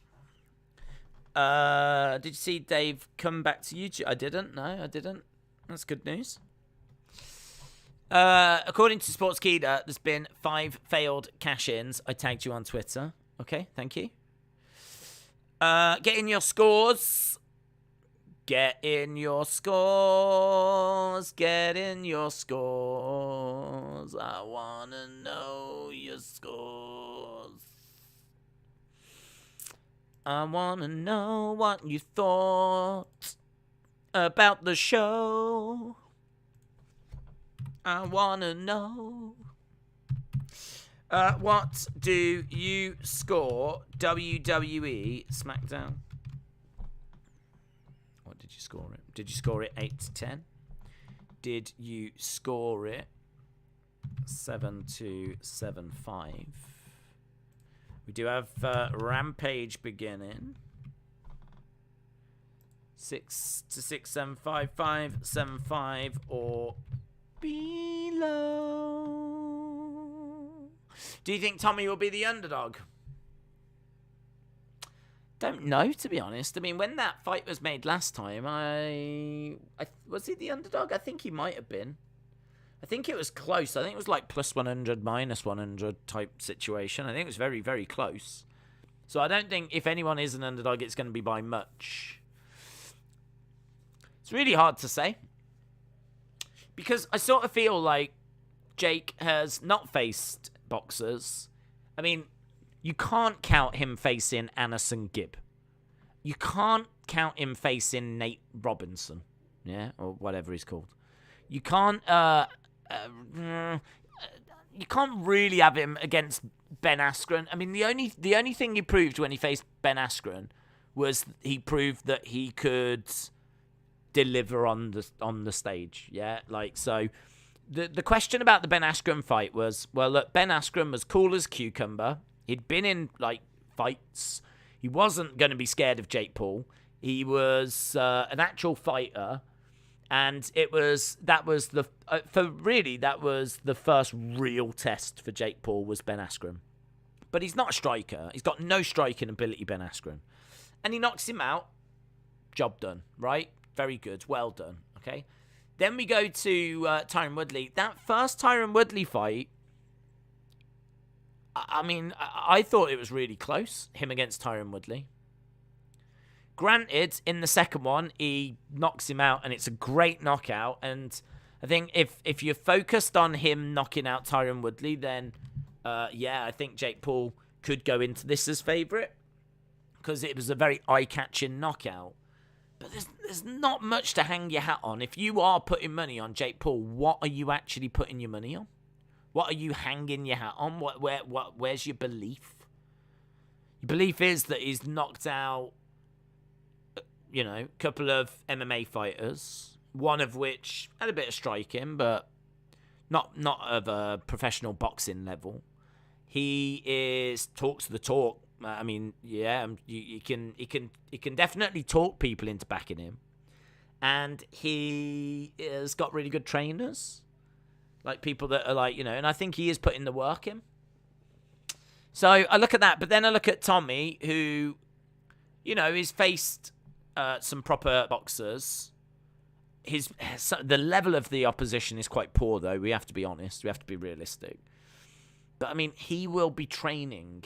I mean, I know that Tommy's got great trainers, but Jake's got great trainers, but Tommy is training with Tyson.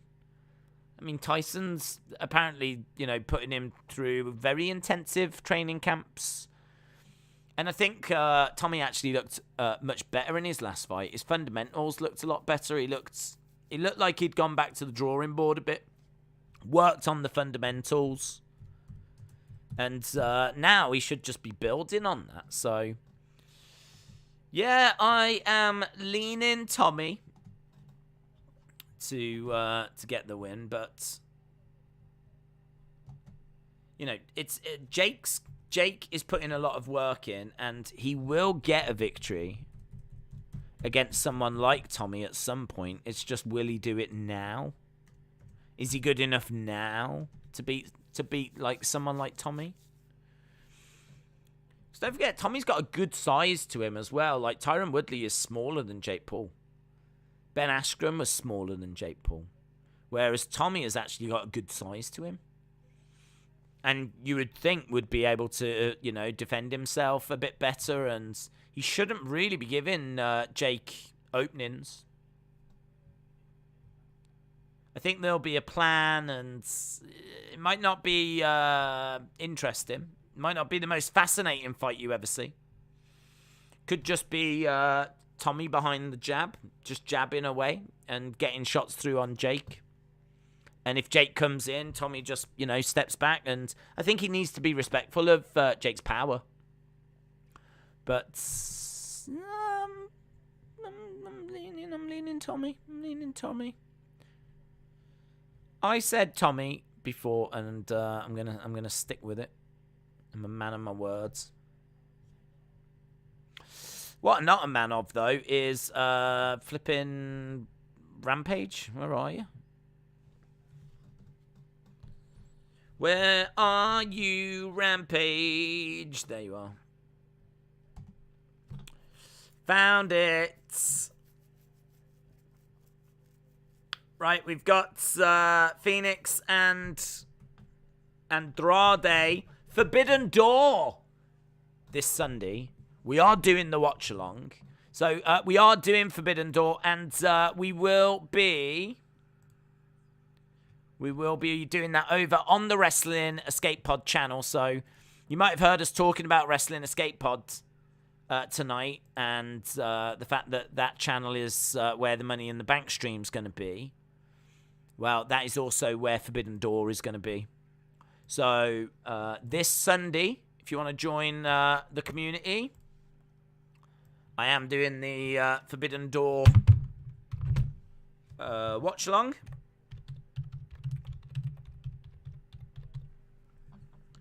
So, we get to watch... it's good, actually. We get to watch some stuff on Sunday, which is always nice. Nice. Going to have a lot of boxing coming up, aren't we? I mean, we've got quite a few things on the horizon.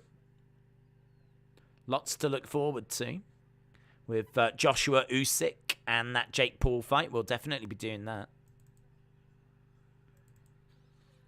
I think Shakur Stevenson has been in talks for Summit as well.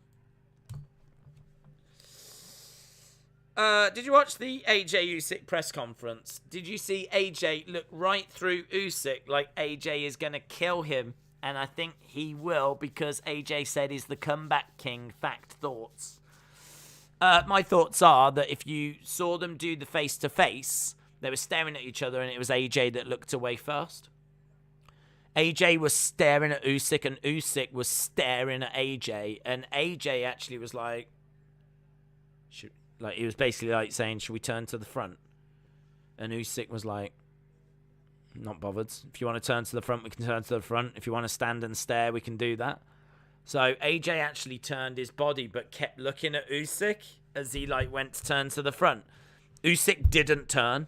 He just kept staring at AJ, and you could see that AJ, I think, had found himself into this kind of mental battle that I don't think he was quite expecting. And, I mean, it's nothing. It's not an indicator as to how the fight's going to go. But it was interesting. Because they were, they've been, really complimentary about each other. And it's all been pleasant. And then all of a sudden, Usyk was just standing. He's a strange cat, Usyk. He's kind of standing and just, he kind of zones out. You never quite know if he's playing with a full deck of cards. And he was just standing and staring at AJ. And AJ was staring back.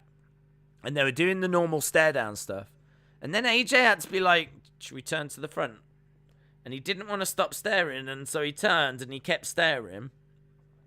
And in the end, it was AJ that broke the stare. It was AJ that broke the stare and, looked to the front. And then Usyk turned around after. So I thought that was quite interesting. Felt like a little mental game, a little mental battle. That's, I think Usyk wins. I think Usyk beats Joshua. I think he's too good. He's too good. He's too quick. His movement, his defense, his footwork is just... I think he is actually now even top of the pound-for-pound list.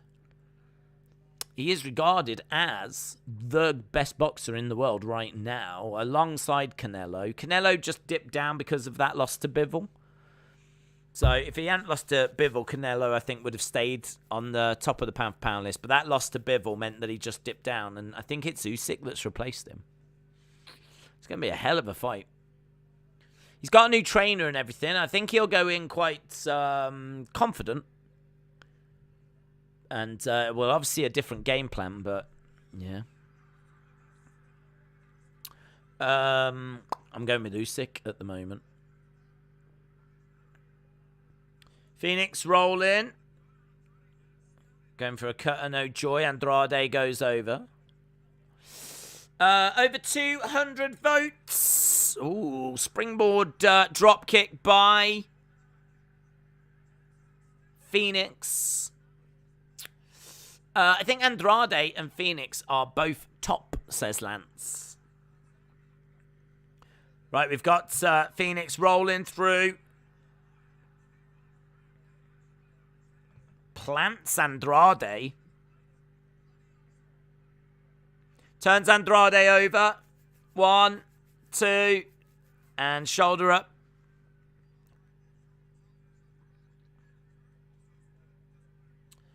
So, a cutter there by Phoenix. Hello, Ledge Killer. Hope you are well. What do you think will happen if Jake loses? Will he go back to fighting MMA fighters? I don't know what he does, actually. I don't know what he does. If he loses to Tommy, it's going to be a setback. And I think he'll come out and say, look, fighters lose. Setbacks are part of it. I am still focused on being a world champion. I need to, just review it with my team. I can see him saying that.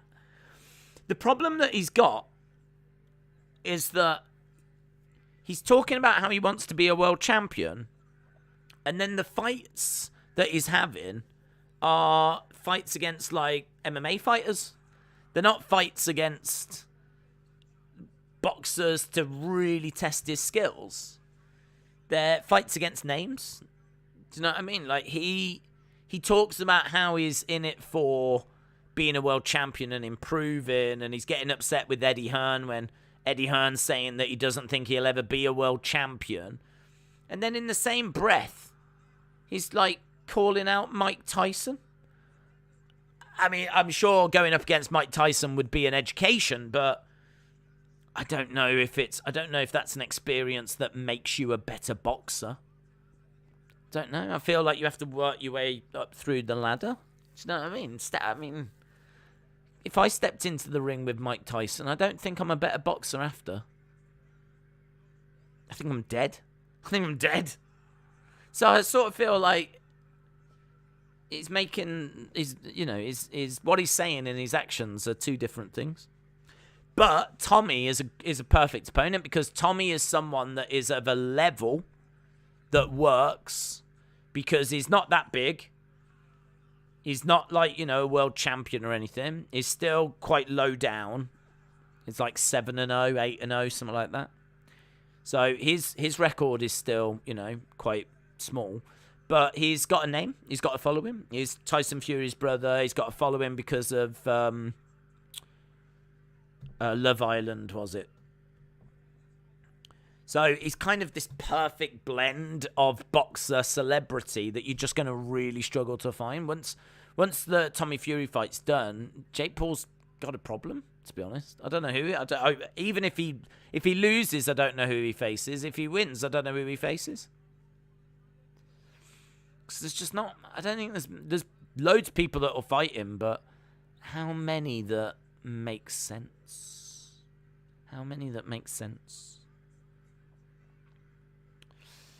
Crowd really into this one as Andrade is thrown into the ring. Phoenix climbing up. Andrade is down in the center. Phoenix tried to come crashing down, and Andrade's ring gear is ripped. See the side of his ring gear is split. 2 count for Andrade.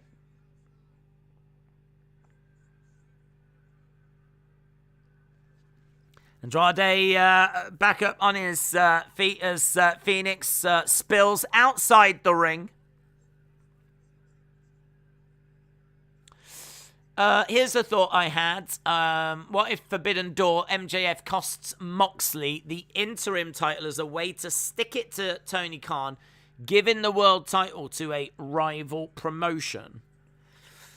I don't know that would be a problem, to be honest. I sort of feel like Tony hasn't made any noises about not wanting. Because in all fairness, he didn't have to have New Japan involved in that. Because it's Tony Storm against Thunder Rosa for the women's title. They've not chucked in like someone from Stardom. So for the AEW interim title, I don't think that if Tony just wanted to do a couple of AEW stars going up against each other, I think he could have got that on the cards. Or he could have obviously done the match on the Go Home show. Or he could have done it the week after. Because next week's Blood and Guts, isn't it? The next Dynamite is Blood and Guts. So he could have had the title match saved for them instead. Which maybe doesn't make a great deal of sense to save a title match for them, but if you did Moxley versus Tanahashi, you don't need the belt involved for that. And I'm pretty sure that match was going to happen without the belt anyway. And then whatever happens in that, you could always do Moxley against Hangman Page on Wednesday for the title. So you could have still delivered the same match, but just not had the title involved. So I think that Tony had ways of booking it. So, and he's not said anything about not wanting New Japan stars to represent AEW or to be their champion. So I don't know. Right now, I would need it explained to me, and I would need to know that Tony doesn't want New Japan to, represent them, doesn't want Tanahashi to be their champion. I've not seen any of that. Foot on the rope by Andrade. Thunder Rosa could have fought Peter, says Jim. I saw you thought Ishii was injured. Did you see that both members of Red Dragon are injured as well? It seems this pay-per-view is cursed for injuries. Yeah, well, I heard earlier that Aaliyah is injured as well, and, I mean, when will it end? When will it end? I know that doesn't affect Forbidden Door, but in a way it does, because it affects us all. Phoenix back in the corner, selling a knee injury. Hobbling over, goes over to Andrade. Andrade with, what is that? A tablet?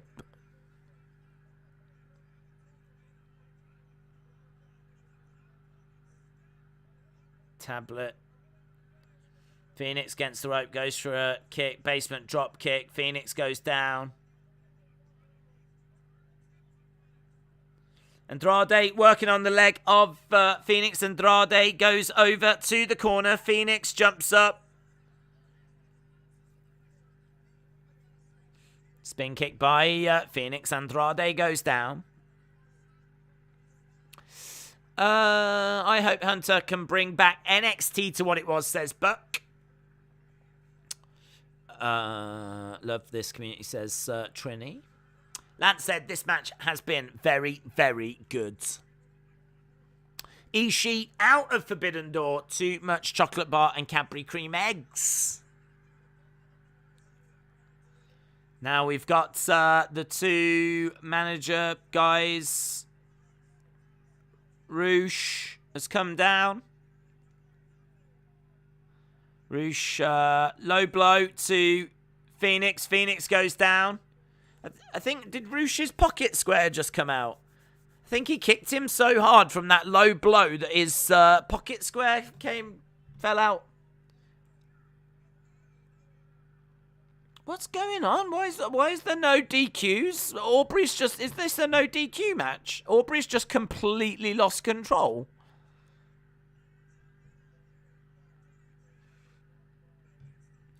Andrade gets the win.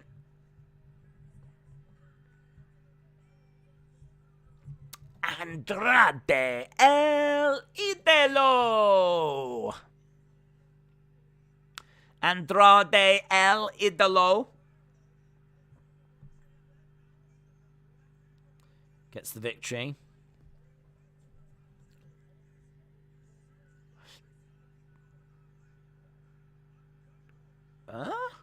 What are they called? Faction.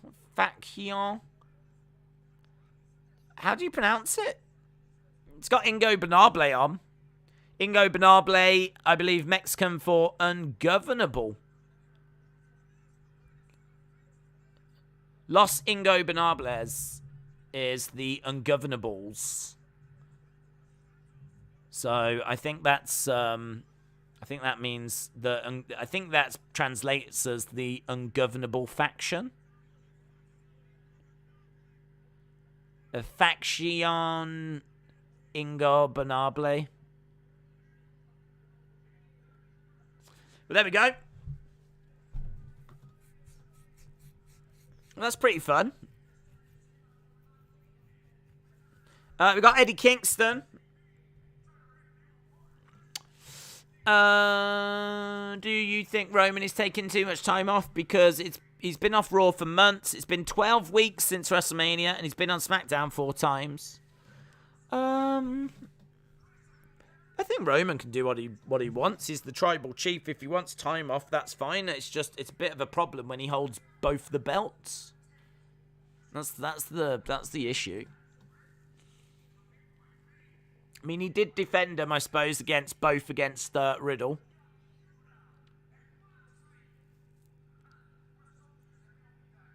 But I definitely, we talked about earlier, I think the shows are definitely feeling it. They're missing the absence of a champion. Right, we've got 40 minutes to go. Where is Naito? Do you know what? I don't know. That's a really good question. I don't know. I wish I had a good answer. I don't have a good answer.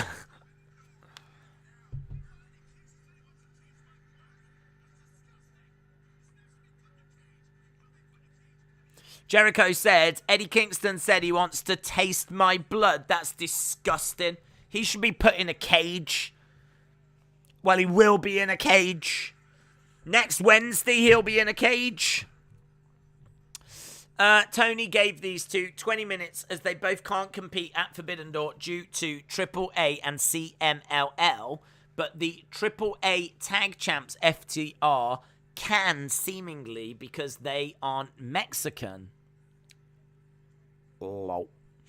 Have you seen Eddie Kingston talking about Bryan Danielson, and is that just a work? I have not seen Eddie Kingston talking about Bryan Danielson, but I would expect it to be a work, whatever it is.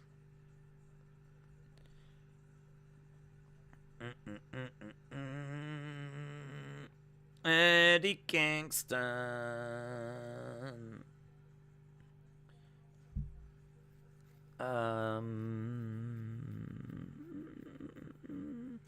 Bryan Danielson out of competition, been done, a astounding talent has been chosen. Who could it be? What, has he said something? God, he tweets a lot, doesn't he?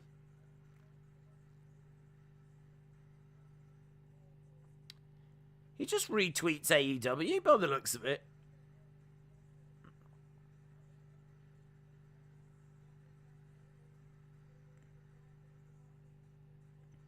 Don't know. I haven't seen what's been said, and quite honestly, to try and find it seems a bit of a nightmare. I didn't realise he was so active on Twitter. Busy boy.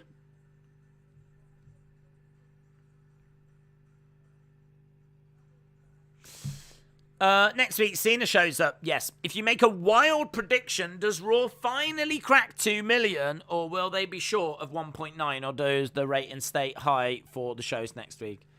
I don't know what the Raw ratings have been, so it's hard to know where we are. I don't know where we are. I don't know how much we need to grow, but I think if they can get the message out that John Cena's on the show, that will definitely bring eyes on the product. If we're around 1.8, would we get to 2 million? The only problem is that, like, the John Cena segment could, but as soon as he's gone, that's it. It'll drop back down to its usual standard. So I don't know if John Cena alone is going to be able to influence things that drastically for his 15 minutes that he's out there. You know, I will say that it will. He's a big star, though, isn't he? He is a big star. I'll say that it does it. Let's go optimistic. I'll say that it does 2 million. I don't think it's going up against anything that should get in the way. I think if you promote John Cena being on the show and you can get the message out there, you talk about the 30 years of Cena and it's a big celebration. I mean, like, for me, Raw feels like it's a big show. Going into Raw on Monday, I definitely feel like it's a significant show. So if I'm feeling that way, I have to think others are feeling that way. So, yep. We did see a little boost in ratings due to Vince and all that activity. I must say as well that Dynamite did better ratings than I was expecting. Dynamite, I think, ended up doing 8. God, what was it? 870? 8 summit? And I believe it was up against the NHL game again. So in my mind, I was like, nah, it'll be the same again. Why would it be any different? You had Road Rager last week that did 700-odd thousand. This week, you haven't got Road Rager. It was a weaker card. Yeah, they did more a higher number. They did more rating, higher rating. Couldn't really get my head around that, to be honest. Sometimes it's just hard to make sense of it.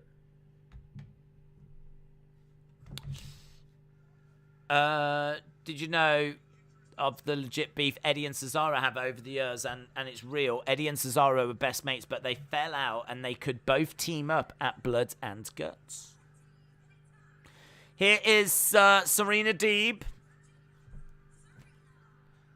Serena Deeb, 24 wins, 6 losses.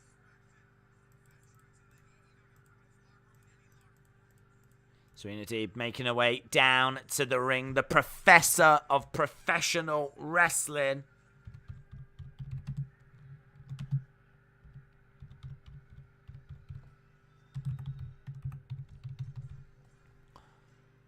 Right, Mercedes Martinez is making her way out. Ring of Honor Women's World Champion Mercedes Martinez.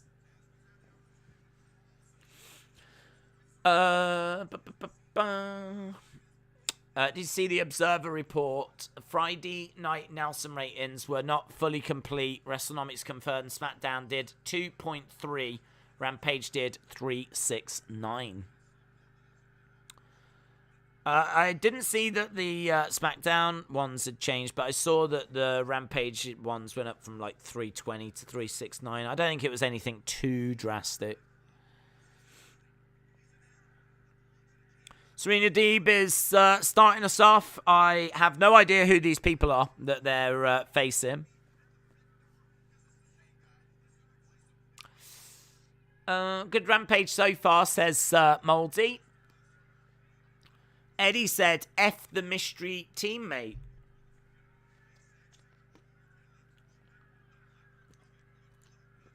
Favorite Cornette watch-along? I don't do watch-alongs.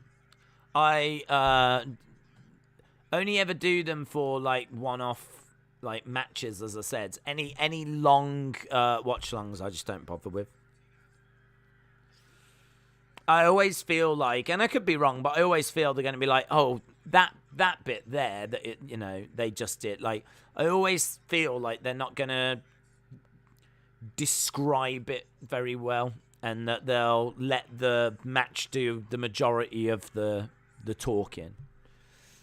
That bit there, you know, he used to do that back in the 1970s as well, and it's a really good hold, but I was actually there when that went wrong once down in Memphis. And, like, you're not going to know who they're talking about, what they're talking about, unless you're actually doing, like, the watch-along at the same time.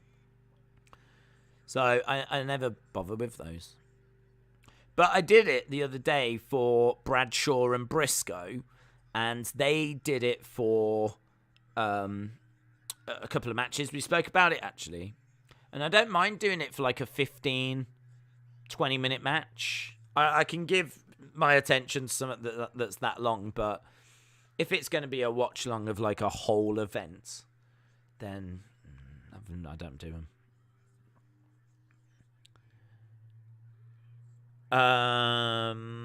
I've come from the land down under, says Broken. Unbroken said, can I wrestle days wearing a furry? I have no plans to wear a furry. If you're wearing a furry, fine, but don't go putting me in anything. I'm doing it in my birthday suit. That's what I'm doing. Dropkick by Mercedes Martinez. I like how Serena Deeb and Mercedes Martinez have got, like, very similar coloured attire. I don't know if that was on purpose. I feel like it probably was. I like it, though.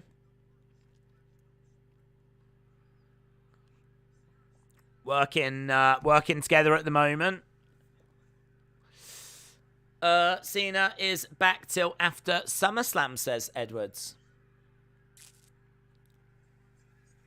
Who won, Sheamus and Drew or Usos? It was Sheamus and Drew. They won. Looking for a stretch. It's nice. Tappity tap. Tappity tap tap.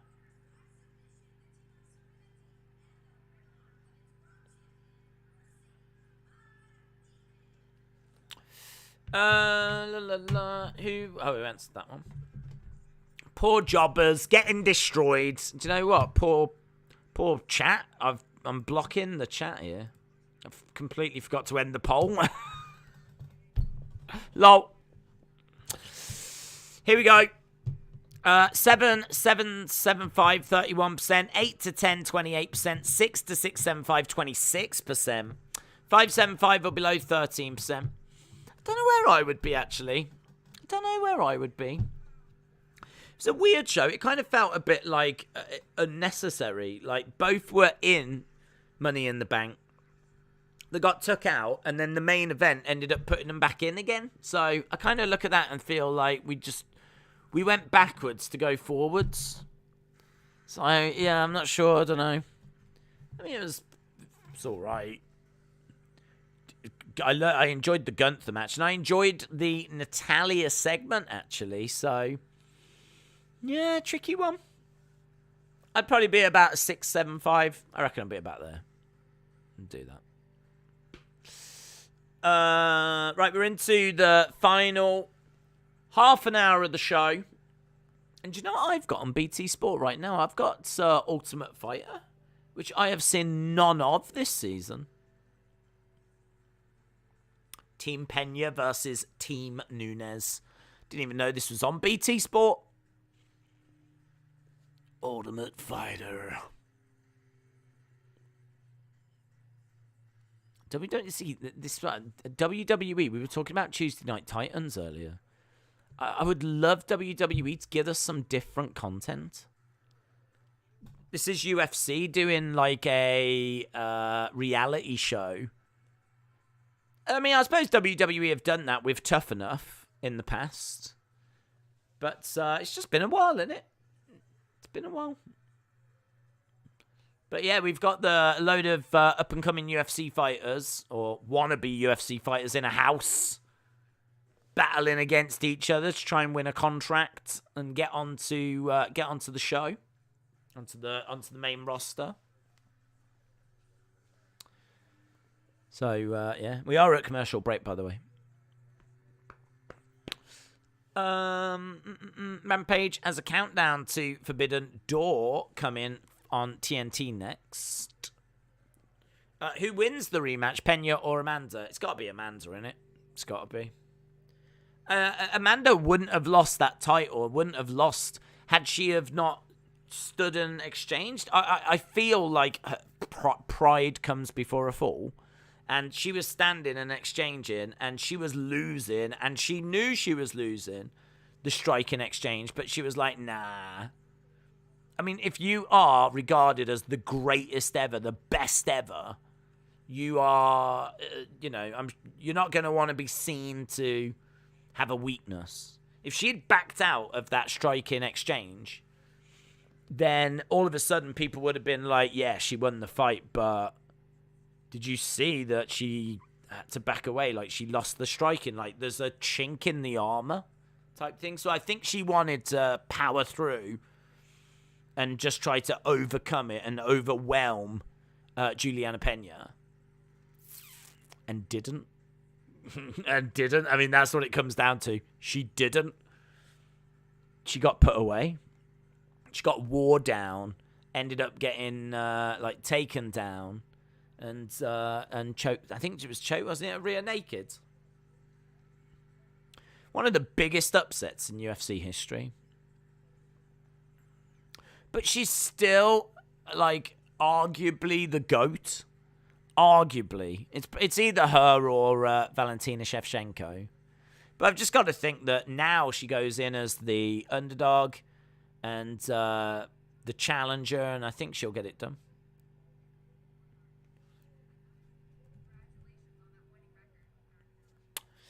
Why is it called Forbidden Door if everyone just keeps coming through it?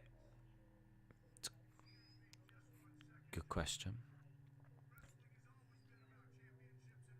Here's Tully.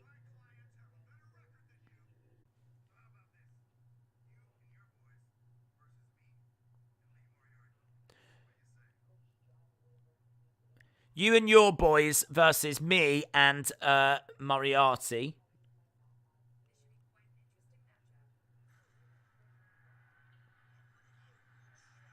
Okay.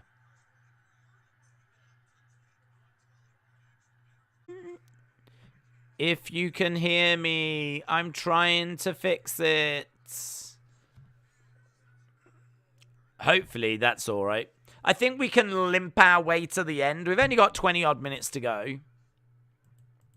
We can get there. It'll be fine. We'll make it. Hook versus some dude. Crowd going cray-cray. We're back. Yes. I am back. But in many ways, I never went away. Submission hold, and he taps. Tappity tap. Hook. Welcome back, Wrestling Days. Thank you. Thank you.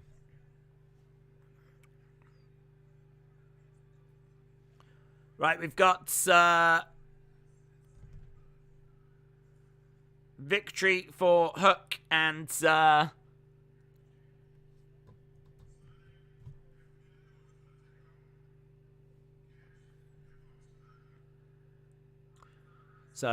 Cash. Is it Cash against Cobb?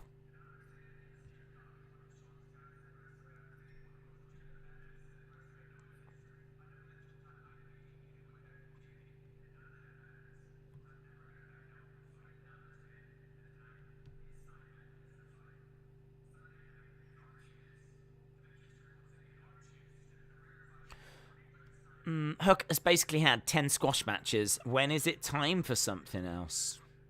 Could be time for something else.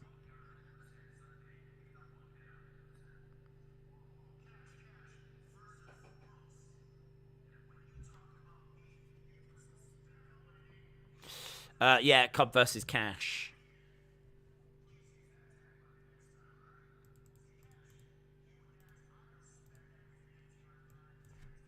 Okay, main event, Cash versus Cobb. Never drink rum that's red, says Unbroken. It's good to see Tully back again, even if he seems more like Clint Eastwood's get off my lawn old man than ever. That's true. Red rum, red rum. We had a horse, a famous horse called Red Rum. It's time! Time for the main event. Right, at the Buy-In Gun Club and Max Caster taking on the New Japan LA Dojo. It's interesting.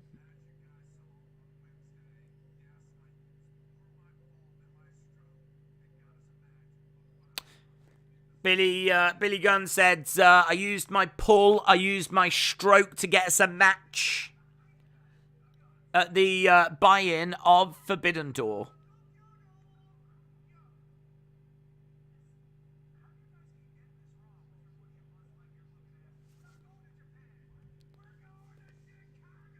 We're not going to Japan, we're going to Chicago. Okay. Then we've got QT Marshall and Aaron Solo taking on... Oh, my God.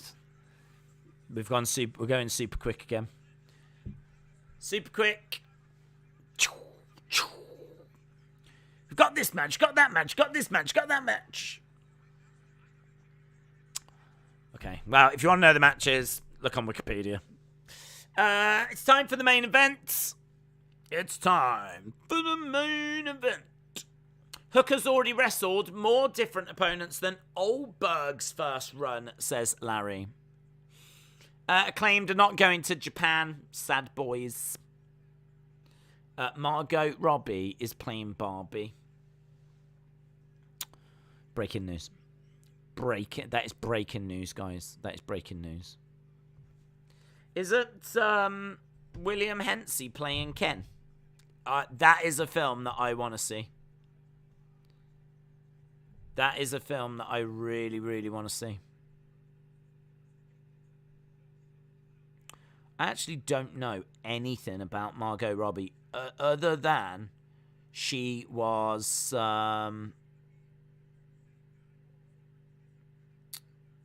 I was going to say the Joker, Harley Quinn.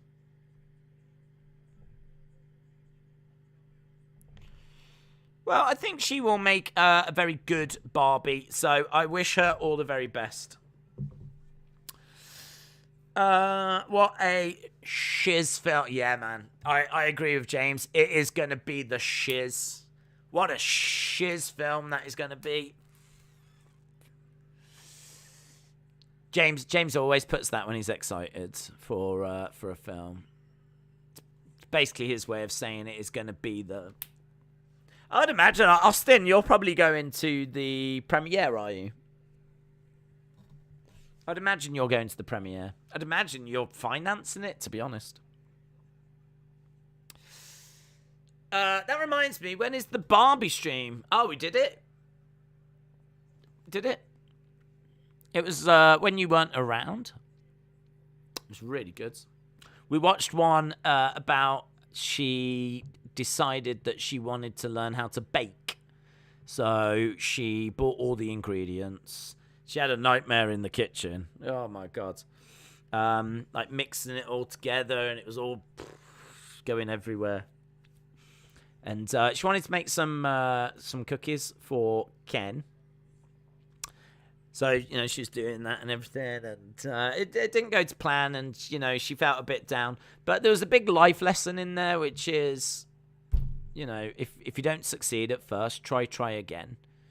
So, you know, we saw quite a heart-moving scene where her friend came round and she was like, I don't know what to do. I just don't think I can do it. And her friend was like, you've got to believe in yourself, Barbie.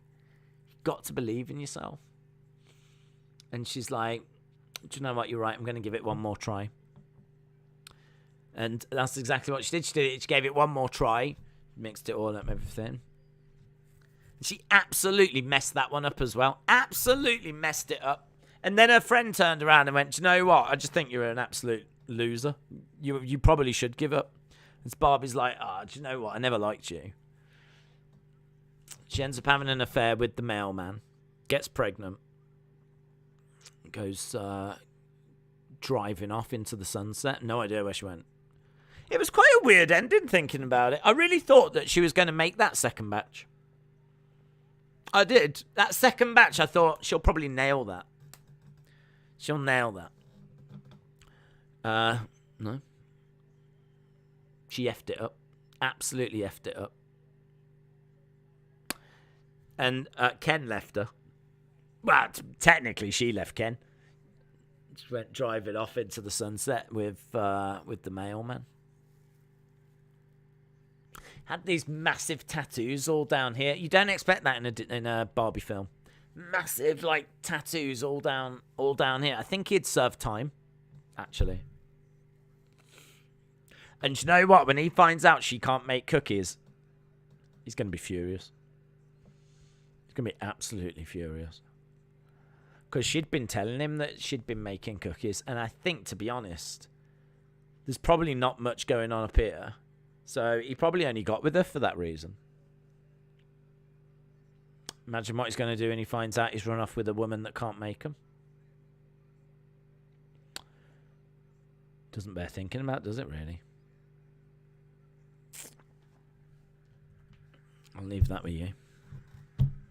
Right, we've got Cobb in the ring with Cash.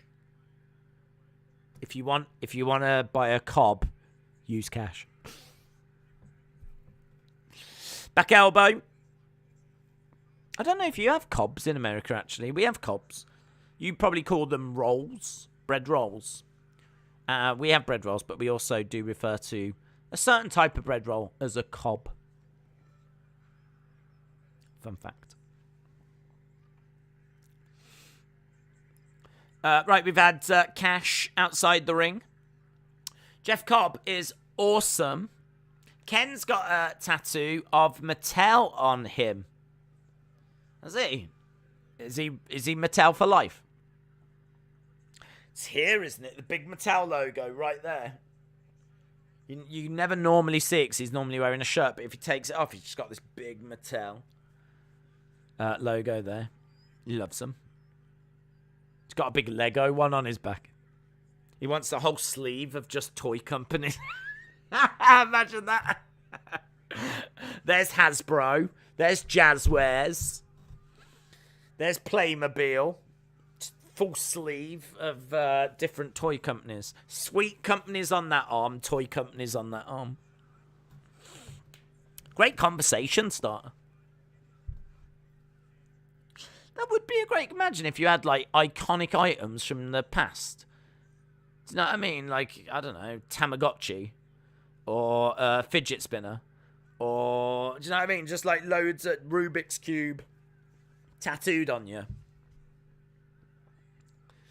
If ever you're stuck for conversation, you could be, like, in a pub or something. You could be like, did you ever have one of these? And it's a Tickle Me Elmo. You know, when you was young, did you ever have one of these? What about one of these? Did you ever play with that? Jeff Cobb standing on the back of Cash. I think you've been eating space cookies from Amsterdam, says Moldy. I think that's what Barbie was making. That's the recipe she couldn't nail. Shoulder up. I don't like grits, says Larry. I don't know what grits are.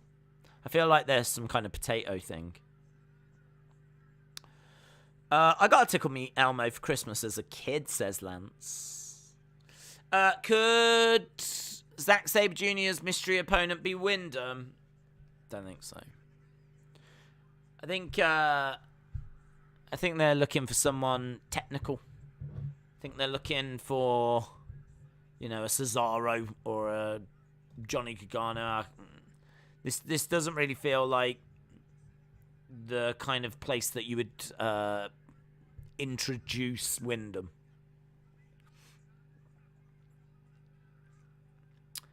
Knees coming into the back.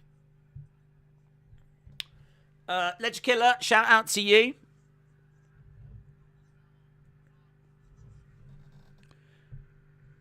Nine minutes to go.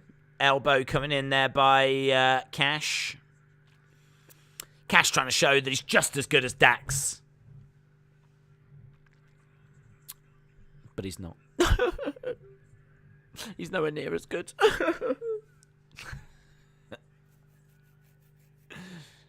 Turns out he's rubbish. He's not as good. He's good. Come on. I'm just having some bants, guys. Jeez. Cobb's got Cash up on his shoulder.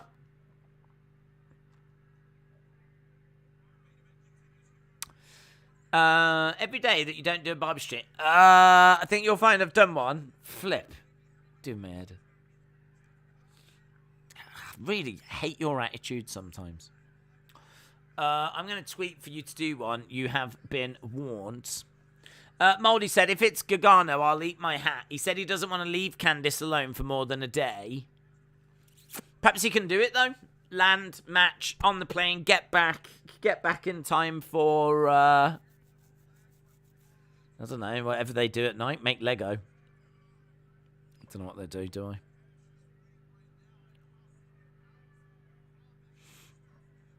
Cash being driven back In the corner by Cobb. I've got double fudge cookies. Well, I have heard that about you, Larry. Yes, I have heard that about you. I've heard a lot of people talking about your double fudge cookies. Kinky. And key lime wafers. Oh, can't say I'd had that, but don't worry about it. If you get some cream, sort it out, mate. Lime is good, but lemon or hibiscus is great. How have we not got a wrestler called Hibiscus? Hibiscus, the Nigerian nightmare. Do you know what I mean? How have we not got someone called Hibiscus? It's a little bit Hercules. It's a little bit Hibushi. Hibiscus. Hibiscus. I like it. Well, actually, I don't know if I do like it. I don't know if I've ever had it. Barbie eats fudge. Oh my god. How dare you. Only the mailman knows that. Evan said Max Dupree. LA Knight versus Ezekiel Elias at Survivor Series. What, you do Max Dupree and his client against Elias and Ezekiel? Why not? Austin said, I feel like Zack Sabre Jr. should win at Forbidden Door. If he can't beat a mystery opponent, why should we believe he could beat Bryan Danielson? Just a thought. Maybe the mystery opponent will be Hibiscus. Hope so. Hope so. I think Dave's going a bit loopy, says Lance. Have you heard of a wrestler named the Missing Link? Yeah? Sure. Green face. Ledge. Powerbomb by Cash. 2. Shoulder up. Shoulder up by Cobb. Shoulder up. We're back tomorrow for UFC. Then we are doing the watch along on Sunday. And as I said, I am aiming to try and drop a toy hunt on the channel on Sunday as well. And then, of course, we are back on Monday for Raw. So that's what we've got lined up over the weekend. Streams galore. Well, 2 streams. 3 if you include Monday. Against the ropes goes little bit. 2. Gets back up. Kick to the legs by Cash. Strikes coming in. Cobb picks up Cash. Nice reversal. Pins the legs. Nope. Kick to the midsection. Cash in control, looking for a powerbomb. Looked like he was going for a pole driver as well. Big back body drop. Boom. German. German by Cobb. We have seen Cobb in an AEW ring before. Oh, that's good. 1, 2, 3, and Cobb wins. So, I love that move from Cobb where it looks like he's going to, like, power slam, but he doesn't release them. So, he kind of goes like that. It's such a great show of strength because he's throwing them over but holds them and then, like, slings them the other way. It's a lovely move. Here's, right, Great O'Khan. Wow, Great O'Khan goes flying as Dax comes running down. Throwing in some strikes on Great O'Khan. United Empire have come down.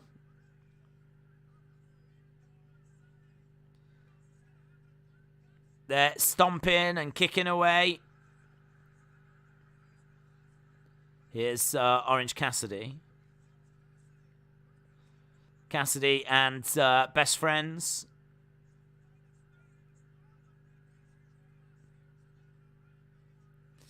chaos here tonight. Back body drop by... Oh, Eddie Kingston. Wow, out of nowhere. Eddie Kingston just came running out. Starts attacking Jericho. Kick on the outside. Is Ospreay out there?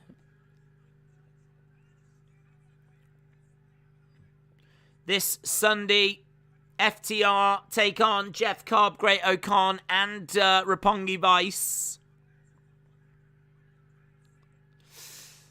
Does Canada have a chance at the FIFA World Cup? Is it worth a $50 bet?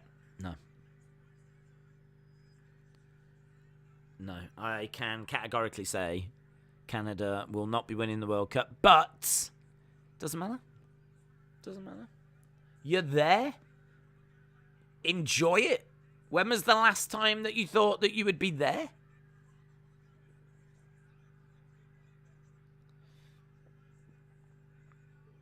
But, I mean, in order to win the World Cup, not only are they going to have to get through a group that's going to have at least 2 very difficult teams in, so just getting out the group's going to be hard. Once you get to the knockout stages, I mean, Canada are going to have to try and find a way past the likes of France, Brazil, maybe England. Even Netherlands are looking really tasty right now. I just can't see it. Never let me put you off, though. But it is impossible for Canada to win. I don't even think they, even if they win all their games, they could do it. I just don't believe them. I don't believe in them. No, they could. I'm joking. They could win it. They physically could. But they absolutely definitely won't. What are their odds? I bet if you put $50 on them and they do go on to win it, you'll be able to retire.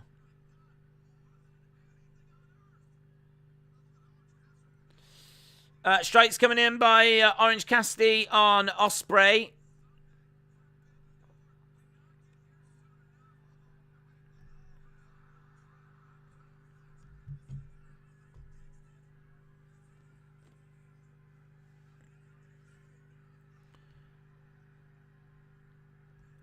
Kingston is attacking some more. I just want to look at these Canada odds. 500 to 1. 500 to 1. That means put $1 down. If they win, you get over $500 back from $1. Jeez Louise.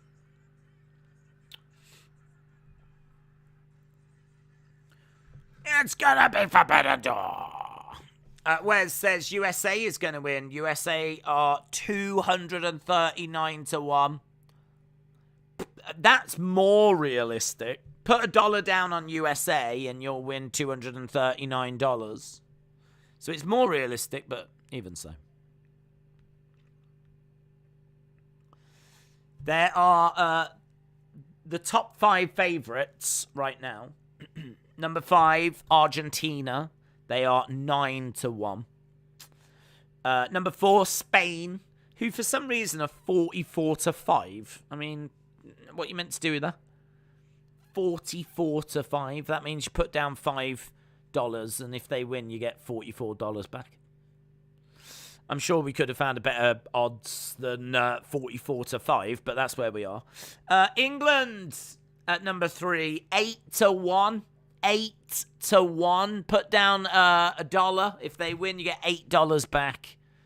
England, the winners, the future winners of the 2022 World Cup. 3rd favourites. Then you've got France, 7 to 1. And then currently the favourites, 26 to 5. I don't like it. I much prefer American odds, you know. The way they do them. I don't like these decimals. Stupid. But, yeah, Brazil are favourites for the World Cup later this year. Right. How did Taz miss saying the reason why there was no security is because Wardlow beat them up? AEW continuity. Will Barbie and Ken win FIFA? Sure. The best way to win money at the World Cup is bet $1 on every single favourite to win the tournament, and one is going to hit, says Retribution. One will hit. One will come through.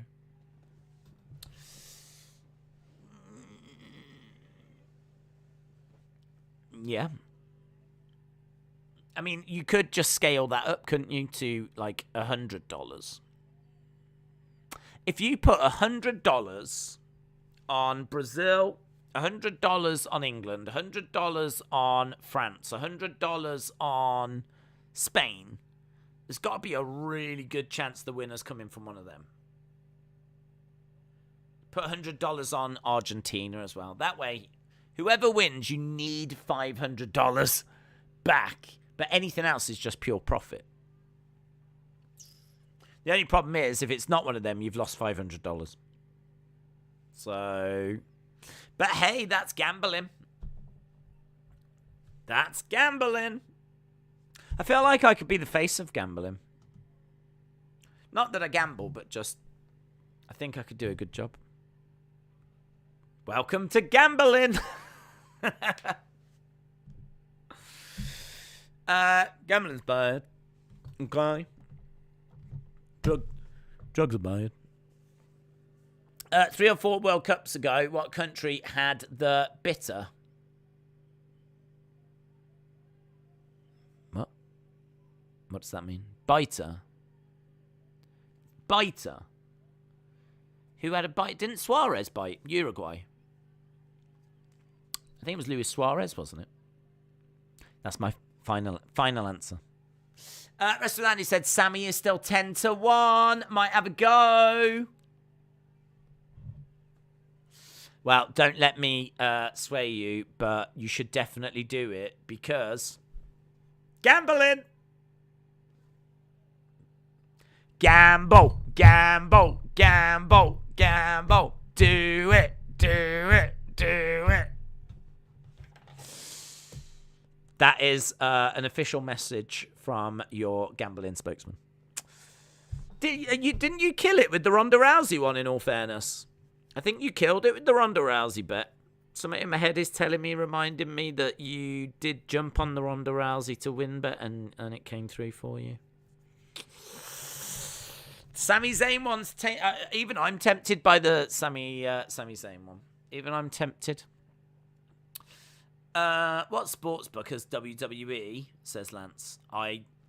As your official spokesman to promote gambling, I actually don't know. So, can we do a community sweep on the watch-alongs at the World Cup?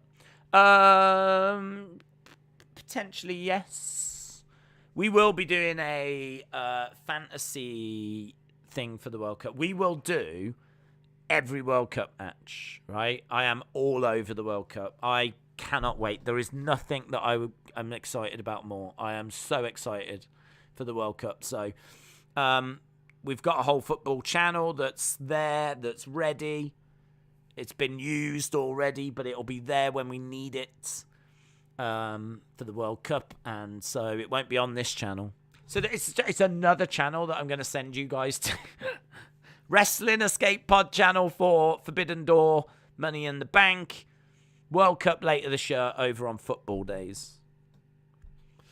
So, boom. Right, we're done. Anyway, appreciate the support, my friends. Hope you had fun. Hope you enjoyed the stream.